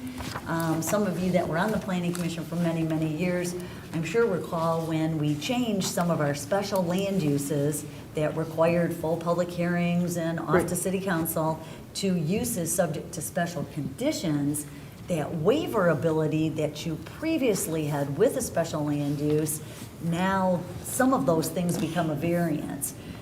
When that ordinance got rewritten, I went back to look at the timing on when some of these changes were, and they were back in 2008. That trying to free up some of this stuff to give the planning commission a little bit more flexibility in case we did get a unique project like this, that came in. And so that's kind of what they're all about. And sometimes some of them do have a little bit of weird wording. Some of them have, like the wall in the front, it'll say, oh, the planning commission can do this, you can waive that setback and a half in the front and, all the way around, in lieu of some of this other stuff. But then some of the other stuff, the building materials on the sides, for example, it says, yeah, you can waive that if they do this on the side. Well, they got letters from neighboring properties. They're doing, on that board, I didn't see it. I think I had talked to Doug about it, and the metal, whatever that metal, it's a little bit more decorative. So that's why he thought, if the planning commission was okay with it, it's probably fine for a waiver. It's not gonna be real visible from the front, if at all. So. Right. Well, we have here, we show 8 waivers. So should we quickly go through them, make sure everybody's on the same page? You could. Okay, so number 1 is to allow driveway spacing from residential intersection across Beverly Road of 75 feet and 105 feet respectively, easy for me to say, rather than the required 200 feet. That was the first one. To allow a driveway spacing of 112 feet to an adjacent commercial land use rather than the required 150 feet. To allow a second driveway off Beverly Road. Item 4, to allow a front yard setback of 30 feet rather than required 45-foot setback for a self-storage facility, and allow the building facades with masonry construction to be treated as the obscuring wall, along with a waiver to allow a decrease in the number of deciduous trees required in the green belt.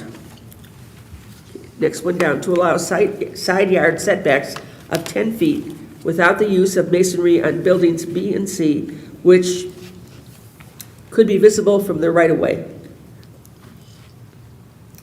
Item 6, to allow 13 greenbelt trees rather than the required 21 greenbelt trees for a self-storage facility. 7, to allow 109 greenbelt shrubs rather than the required 142 greenbelt shrubs for a self-storage facility. And number 8, to provide a 3-foot berm along Beverly Road as required, or request a waiver of the required, no, they're requesting the waiver for the berm, correct? Right. Okay, and that's that. Those are all correct, right? Yeah, I'm sorry. Yeah. Yes. I just want to make sure we're all honest. Okay, any other questions, Mr. Frick? So basically 3 things here. First to be I see there's a dumpster on the site plan. The other storage facility that's going in on Northline Road currently, they didn't want a dumpster because they said their tenants would overflow it. Do you have any concerns in that? I don't want one either. Yeah, originally, Mr. Oakley proposed to have like a dump trailer parked where the dumpster is, get loaded and then tossed off site. There is abuse at times by tenants, putting couches and what have you. That's where the security cameras come into play. But we do show it because it was an ordinance requirement. If you want to take it away, I'll be all right. I was just, Does he need a waiver to? So the other one, they're providing trash inside of one of their buildings. It's just a roll in, roll out, so it's not outside, so people can't load it up with stuff. right. I'm not sure what your use looks like, what you would want to do. Well, I think I'm gonna need trash. I think I'm gonna need a trash removal when somebody leaves and they get a unit full of crap. That's what I think. I don't think it's gonna be like a day-to-day thing. we're not gonna, the office isn't gonna generate enough trash to require a dumpster. It's not crap, it's treasures. It's a storage business now. So that's why Joe and I had the conversation about just a dump trailer that we bring in when we need it, empty the unit, take it, dump it, we're done with it. In daily trash, I mean, the office generates minimal, and quite frankly, the tenants are grabbing and going, there's not a lot of garbage unless you're vacating or moving in with extra boxes or what have you. And they generally work it out with staff where they want that material. Right. So again, I just thought of an example for the one in North Line. That I remember they specifically said they did not want it dumped. So do we just figure that out or not? Well, they ended up coming back and asking for a dumpster that was a roll-in, roll-out from one of the units. So they do have a garbage disposal on North Line, even though they were adamant that they didn't need it. But it's a roll-in, roll-out? Yeah. Okay. But So you're correct, they did not want to. How about we do this, how about we approve the enclosure, and then we'll work it out whether or not what's in there is a dumpster or a trailer. Yeah, I'm Either completely, one if you guys are okay with that, I'm completely fine with I that. think either one will satisfy the ordinance. Yeah. It's a means to get rid of trash. Yep. Right. Is it acceptable? I'd be all right with it. What we can do is add to the waiver list, as to be determined during administrative review by the building official. So add it, that way you're giving it, Add it. blessing in case he decides. To be determined? Yep, Good, so 'cause it's- basically a waiver, so it's a waiver to the dumpster enclosure requirement of section 13.06, subject to determination by the building official.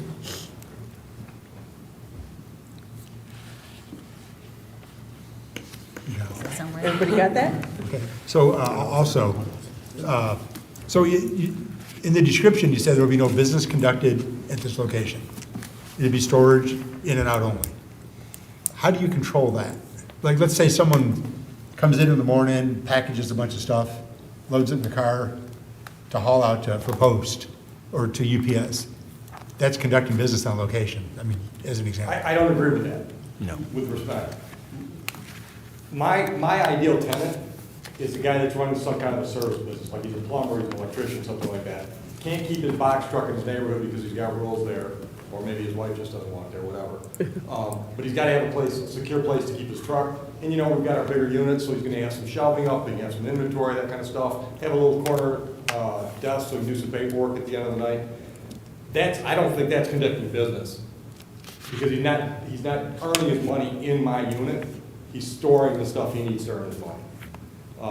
Joe's got some clients that they have online businesses, so what they do is they come in the morning, they go in, they get their inventory, they take it and ship, take it to UPS or post office, whatever, and ship it out, but that's where they keep their inventory where they're online stored. Their business is actually their computer at home, that's where they're operating the business. But our units are where they're gonna store their stuff. So I think that's a distinction about whether or not it's operating the business or storing things necessary for the business.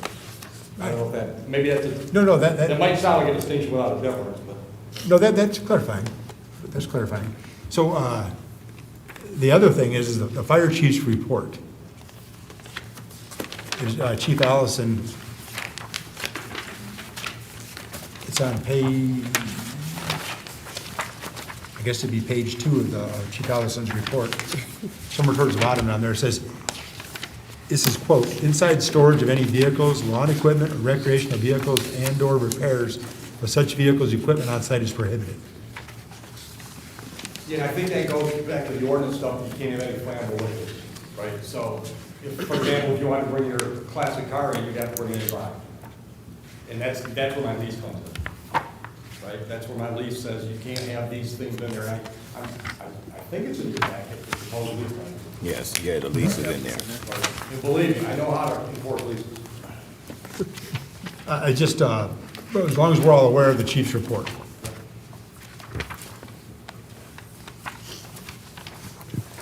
Yeah, I anticipate that'd be a major problem, I'm sure, too. Okay, any other questions or comments? Yep. Yeah, Madam Chair, I do have a couple of questions in regards to what you just stated with the storage of, say, for example, that plumber that comes in and want to leave his vehicle overnight. So would that be in violation of the ordinance to store fuel or whatever within that unit? I guess that'd be I mean- storage if it's just overnight, right? Yeah, through the chair, I did look into this, and I know, like, so it differentiates, it's not super specific in the code as far as, like, so storage of a car that I drive, my F-150 that, This is where the storage industry's going. Either three-story climate-controlled facilities, U-Haul's making a big press for, these pods. Right. They're not even allowed, they don't even want, their business trend's going to stacking these things up in large warehouses, right? They call, pick it up, drop it, get rid of the customer, everything else is going towards flex space. I mean, it's just, with the Amazons and all these other things out there, people are selling and buying on eBay and other, it's just the way it is. Small business also needs an address for insurance purposes. And when they rent facilities like this, it becomes an address. It's just the reality of where. Makes sense, makes sense. And also, would there be future plans to start leasing rental vehicles like vans or moving? At this point, I'm not there. Jeff and I had a conversation about that the other day. It's not part of the business plan at this point. I've been to enough seminars that I know a lot of self-storage units are doing that, and I can see where it's an extra perk to the people that are running space and have the trunk available there. I'm taking baby steps at this point. I was going to allude to that as far as parking for those type of vehicles. So.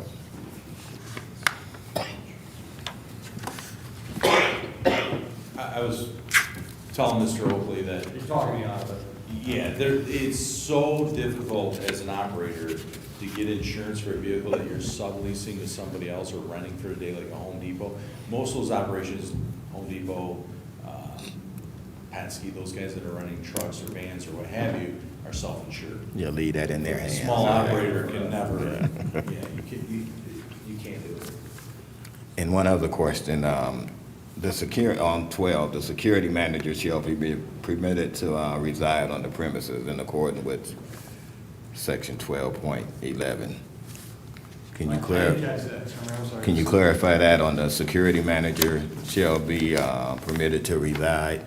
So that's just a manager, There's nobody residing there. No. okay, that was, I'm getting into self-storage because I want to get out of apartments, so nobody's living there. all right. Be the way to go. That's funny. Be the way to go. Yep. With a partner rent now. Thank you, Madam Chair. You have something? Yeah, one last question. Excuse me, this would probably be for Jeff and Carol. Excuse me. So the letters that were written by the two neighbors, what's the zoning on those properties? both M1. Okay. Thank you. Through the chair, Jessica, could you please expound a little bit on your recommendation for conditional site approval? You had a couple of concerns. In general, there were items that were noted that needed to be revised on the plans and resubmitted for administrative review, and then an approval would be issued at that point. One of the main items that we did note is we wanted to see that the parallel parking in front of the commercial units was actually striped off and show that the fire truck and the other vehicles that would enter and use the site can navigate without hitting any of the bollards or blocking any, or impacting any parked cars or parked vehicles in front of those commercial sites. Okay. That was the main issue. Okay. Are you guys aware of their concerns? Yes. Okay. Yes, and I guess going through the site and knowing the use of the buildings and everything, I purposely did not show striping in front of the units, just because the vehicles won't be there very long. You know, like what was mentioned, somebody will pull up, get their inventory, and leave. So those vehicles, any vehicles that are parked in front of those units will not be vacant. They won't be unattended. You know, so somebody will be there. So if there was some sort of emergency situation, they could absolutely move the car. Okay. So from what I'm hearing from you, Jessica, and what I'm hearing from the petitioner, you are agreeable to working with this comment to work with the administratively to mitigate this. 'Cause one of the things that stands out for me is the number 2, under general comments, the provided rental agreement does not explicitly indicate that storage of vehicles is prohibited unless all flammable materials are removed. So do you intend to allow the storage of vehicles, or maybe someone can drop a fifth wheel? First of all, we're not having any outside storage. Okay. There's not gonna be any outside, I don't have space for it, I don't want it, there's no outside storage. But our lease will specifically say none of the flammable materials. Okay. The lease language will say that. Okay.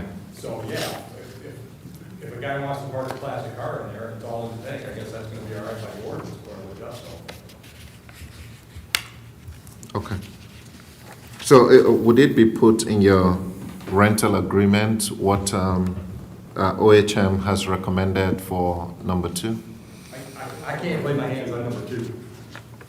What page is that on? The OHM comments. So there's currently in the rental agreement discussion about hazardous and toxic materials and any inherently dangerous or flammable substances.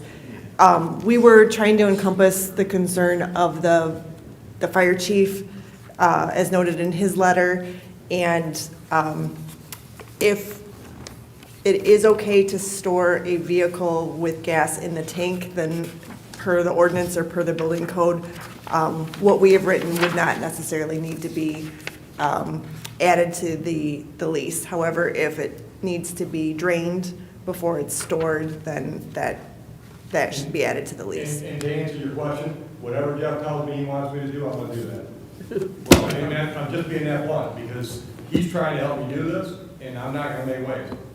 Well, if he wants me to tell them they gotta drain the car before it's parked, then my lease will say they can't have a gas well store. If you are agreeable to what the our administration is recommending. Yeah, absolutely. As long as, very good. I'm not gonna tell my plumber he's gotta empty the tank every night, and I don't think that's what Jeff tells me. Right, yeah. They just don't want him, the plumber, to have a 500-gallon fuel tank. Exactly. Yeah. Facility dispensing fuel into the, they're not set up. And I don't want that either, because I'm sure my insurance company would, you know. Yeah, I just want to make sure that those comments were duly noted and. These guys have been very helpful. My language is gonna satisfy them. Very good. That's my intention. Very good. One other comment. Unlike, as Mr. Oakley alluded to, rental business or multifamily or what have you, even real estate, industrial real estate, in the storage business, if there's a breach of lease, there's no eviction process in the state of Michigan. It's 7-day notice, they're gone. You know, overlocked, not let into the facility, evicted. There's no going to court, getting an eviction, being served, that's all gone. If there's a breach of contract, they'll be gone. That passes. They don't have 60 days and the right to an attorney and all that other stuff. So. There's more in the back. Oh, it is.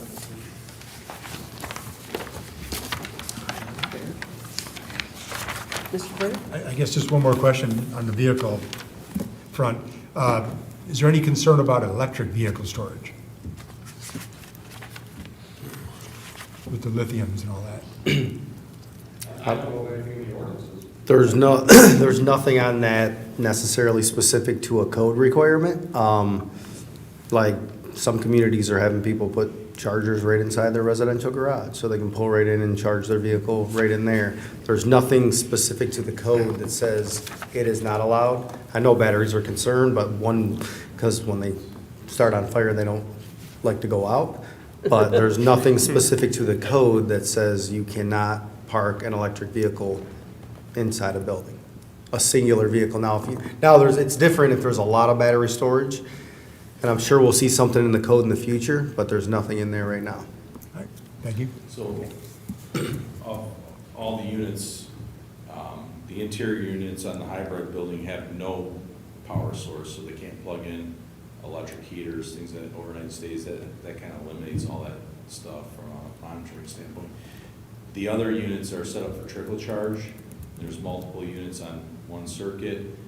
They can't hook a car or something up larger, welder, anything like that. The only units that would be able to have what you're talking about would be the units in Building C, the business flex space, and those are on their own meter and then would have to follow the code requirement. But everything else outside of that, we don't provide for it. Okay, thank you. Mr. Prova? Initially, I had problems with two of the waivers, and it was the frontal portion. You wanted to eliminate the berm because you're using the building as the screening. And that's kind of rare. We really don't see that very often, and I did have a problem with it, but this piece of property is unique.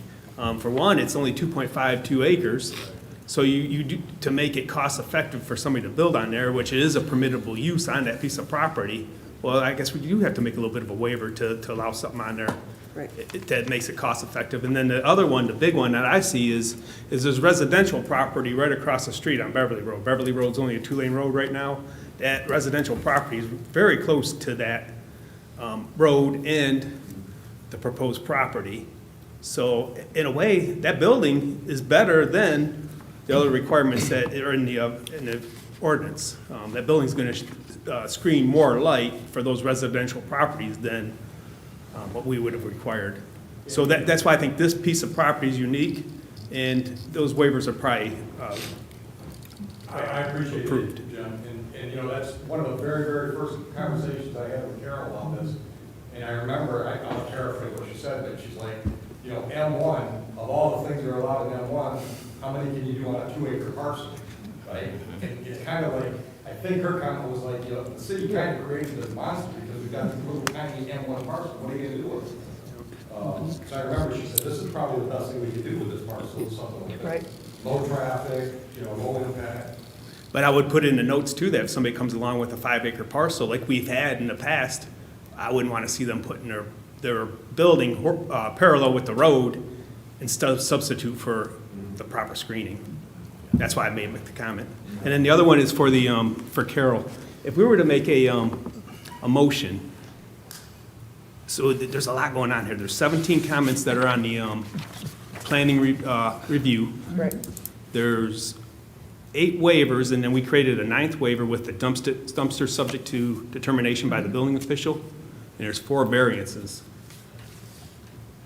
Do we list all that? You don't have to. No. That's why We just do the Doug and I 17 put this together comments. this way, that, you know, all required variances be granted by the BZA as outlined.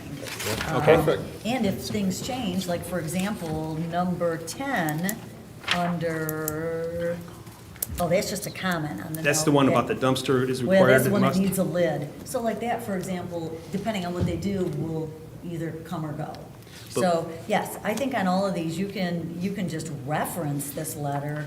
I don't think there was anything, we've got number 9, Heather, did you catch anything that needs Yeah. related to the motion? The number 9, it was the dumpster subject to determination by the building official, which kind of supersedes number 10 in the comment, in the comments. Number 10 and under the recommendations? Yeah. So that recommendation is for a site, there's some cleanup on the site plan to be done. So basically, number 9 is giving the building official authority to waive that dumpster if they decide they don't want it. If they do decide they want it, and then they're gonna keep it outside, they need to put a lid on it, or maybe they'll do what they did over on North Line and put it in a building. So Okay. it just leaves it so that if they do decide to keep it outside, they should put a lid on it. Okay, so then it's in the record. If we do make a motion, then that you guys can look into that dumpster. Yep. And to make a You can determination. make a through motion to administrative approve review. it, according to the 17 conditions of approval noted in this letter in the Carlisle Workman Report, page 9, including number 9, under waivers to the dumpster requirement of section 13.06, subject to the determination of the building official, or building director. What's your title? Changes every day. Right. Okay, thank you. Okay. Any other questions or comments? Thank you, it's a good question. Just one last comment. I actually did speak with one of the neighbors who will be down the street from where your building is going. She has a family there. She actually said she did not mind. She'd rather have some kind of retail, but she said that she didn't see there would be a problem, so just want you to know. Great. Thank you. Any other questions or comments? Motion is in order. Just one last sorry. question through the chair. How many members, how many people do you intend to hire or be on staff at this facility? Well, I don't anticipate there will ever be more than maybe 2 when we're just running up. At some point, full disclosure, at some point, we're probably gonna go completely virtual. Once we get rented out, I mean, that's the way things are going, everything's online. But to get rented out, my daughter's gonna be my general manager, and I'm gonna leave it to her to figure out what she gotta do to get it rented out. Yeah, I mean, as much as we would like jobs and more jobs, This is not a you job, know. this is not a job trader. I don't want to be employed. We got some dock doors on, maybe we can. Oh, here we go. Well, this also has doors, you know. A lot of them. All right, I'm good. Yes. Motion is in order. Okay, through the chair. Well, one thing about the office space, I do believe that the office manager should get a larger office, but I have no control over that. Okay. I would like the I'd like to recommend that the planning commission approve SPR 2024-008, first class self-storage with the following conditions to be addressed on a reviewed site plan, to include the 17 comments in the planning summary report, also the Carlisle Workman Report, especially number 9, which pertains to the dumpster enclosure. Support. Who supported it? Mr. Guamani. He did. We'll give it to Mr. Long. You did, right, okay. Motion by Mr. Crovus, supported by Mr. Bouwade. To approve SPR 2024-008, first-class self-storage with the following conditions to be addressed on a revised site plan. The 17 items listed on page 3, I guess, of the site plan review dated March 10th, 2024. And you said it also including number 9? On the Carlisle Workman Report, specifically number 9, well, the comments in that report, but especially number 9 about the dumpster enclosure. Okay. Basically, what it will say is, you're gonna add number 9 to the list of waivers that will say that you would approve, subject to the building director's determination, a waiver to the dumpster enclosure requirement of section 13.06. So if they decide they don't want to do the dumpster. Right. And if he says it's okay. Then it's okay. Then it's okay. And that's mainly because we granted that to another business, Well, the North Line. it's appropriate for the site, or Yes. could be appropriate to the site. So, whatever they decide, based on the nature of their users in there. Is there any discussion? Mr. Crova? Yes? Mr. Bouwade? Yes. Mr. Frederick? Yes. Mr. Gladfelty? Yes. Mr. Long? Yes. Ms. Jamison? Yes. Mr. McAnally? Abstain. Oh, that's right, I forgot. That's why you didn't ask any questions. Chair votes yes, motion is approved. Thank you. Thank you. Good luck. Thank you very much. Good luck with the project. Yes, good project, too. Make it pretty. And create jobs. Sure.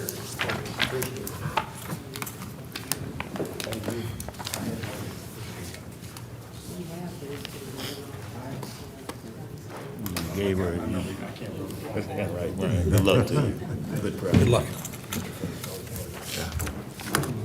Yeah, that's Kathy, Yes, sir. thank you. I told my daughter you were great news with the way. Oh, did you tell her? Did she see it? Did she write it? I really didn't fire your son. Well, definitely. You didn't catch a case.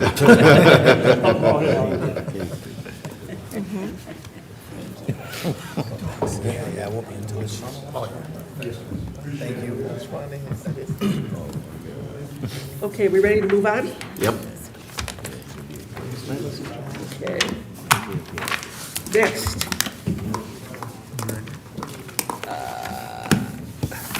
Where am I at here? New business, okay. Under new business, we have item B, which is the 2024 Planning Commission end-of-year report. Ta-da.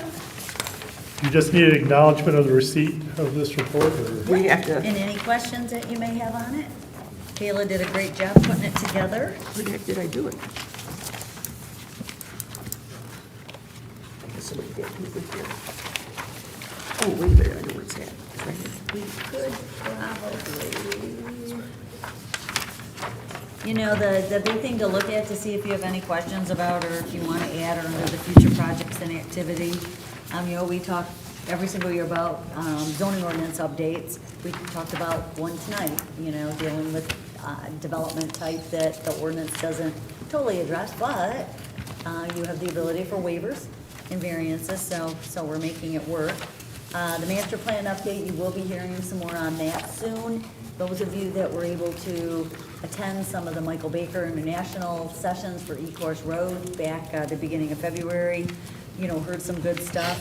We understand they're putting things together that will be incorporated into the master plan. Economic Development's also working on a housing study. Once we get the results of that, that'll help with that neighborhood section. And actually, we're working in the next couple weeks with Carlisle Workman. I talked to them last week about timeframe. We're still working on the scope and all of that. So that should be coming your way soon. We're doing something kind of cool with the GIS map for people that are using our website a lot. We saw one in another community that Ritter GIS, our GIS people did, and basically it takes these developments, and so this one, for example, first class self-storage, you'd open up this map and it would go right to that site, you'd hit the button, and like your packet, information that's in your packet would pop up. The site plan would pop up, probably not all of the detail, you know, we'll work on what comes up, but it'll give people an idea of what's coming and what stage they're in the development.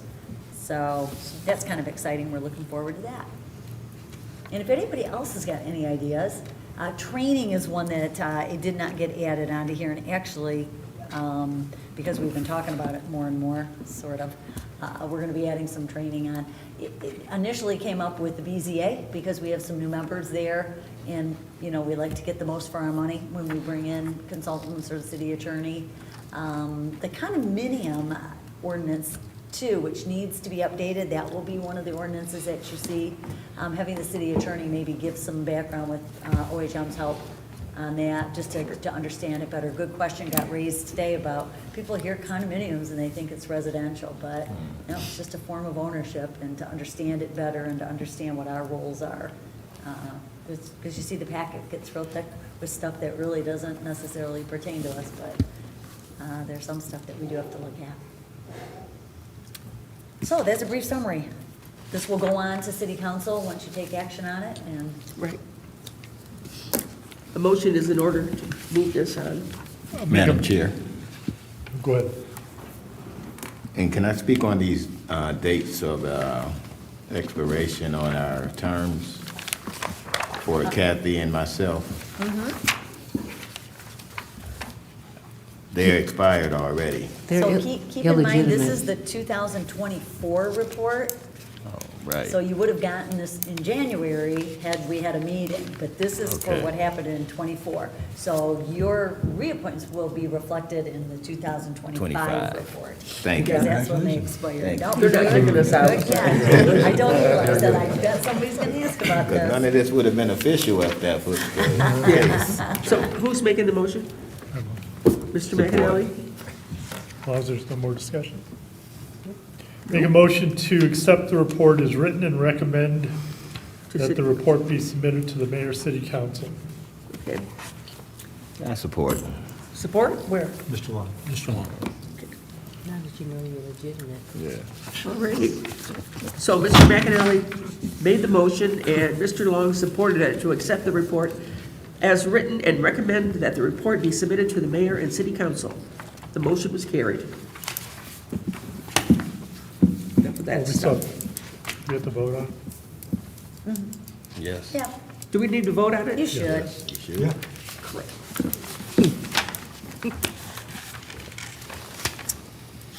Mr. McAnally? Yes. Mr. Long? Yes.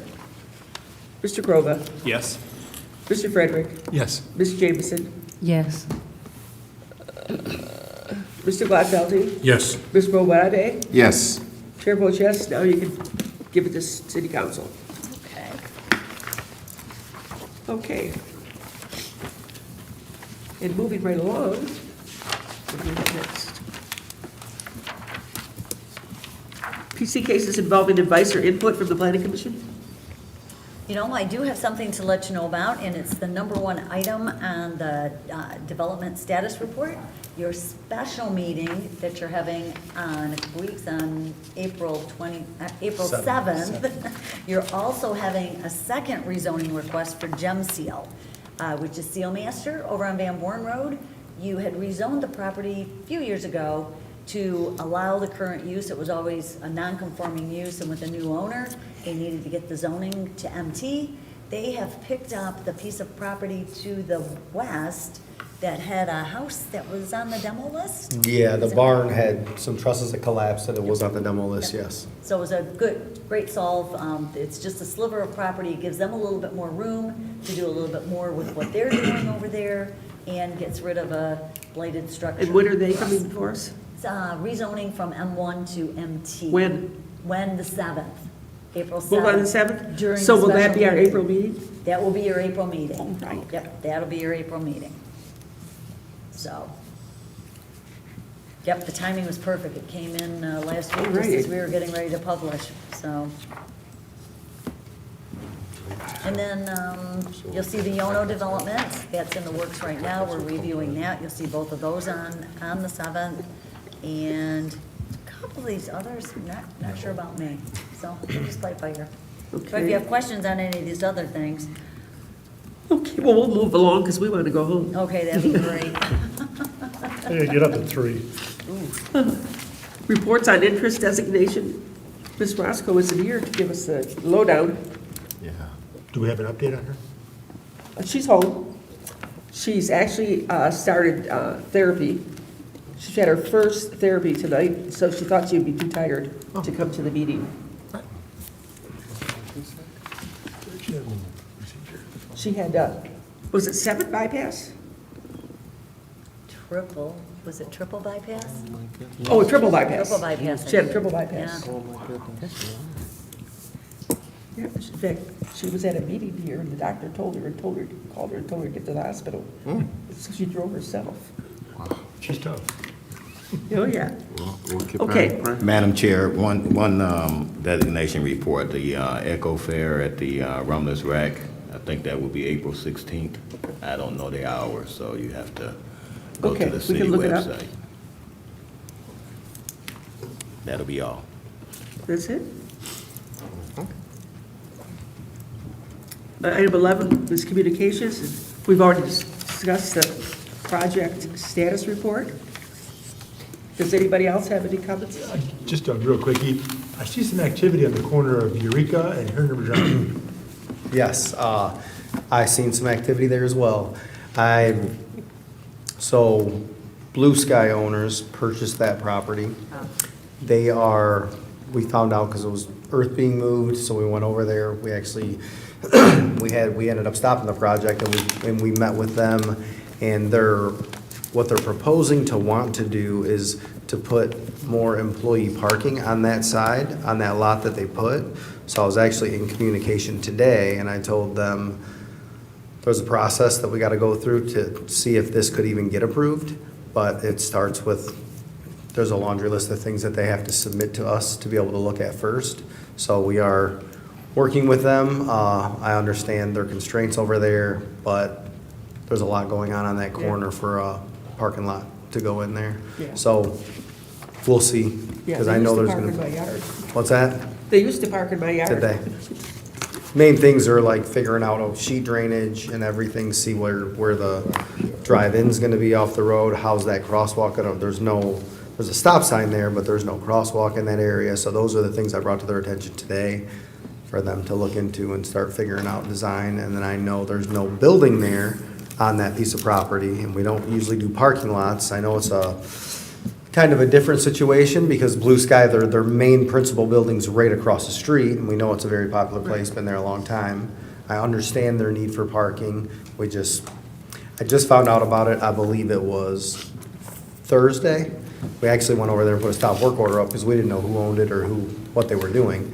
And then they come in Friday and we talked, and then we had some more communication today. I wonder if the tanks are still on the ground there. It's a great question. It's Mr. Moore's question. Yeah. It was, yeah. The tanks have been removed, right, years ago? I can't answer that Because that was a gas station. knowing for sure. But I'm pretty sure they removed the tanks already. I don't know 100%. That was, I think, one of Colonel Morris's places.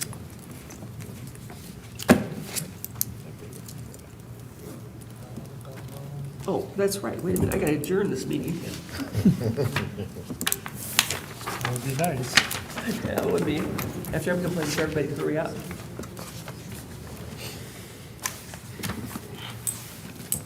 Item 12 is adjournment. So moved. Support.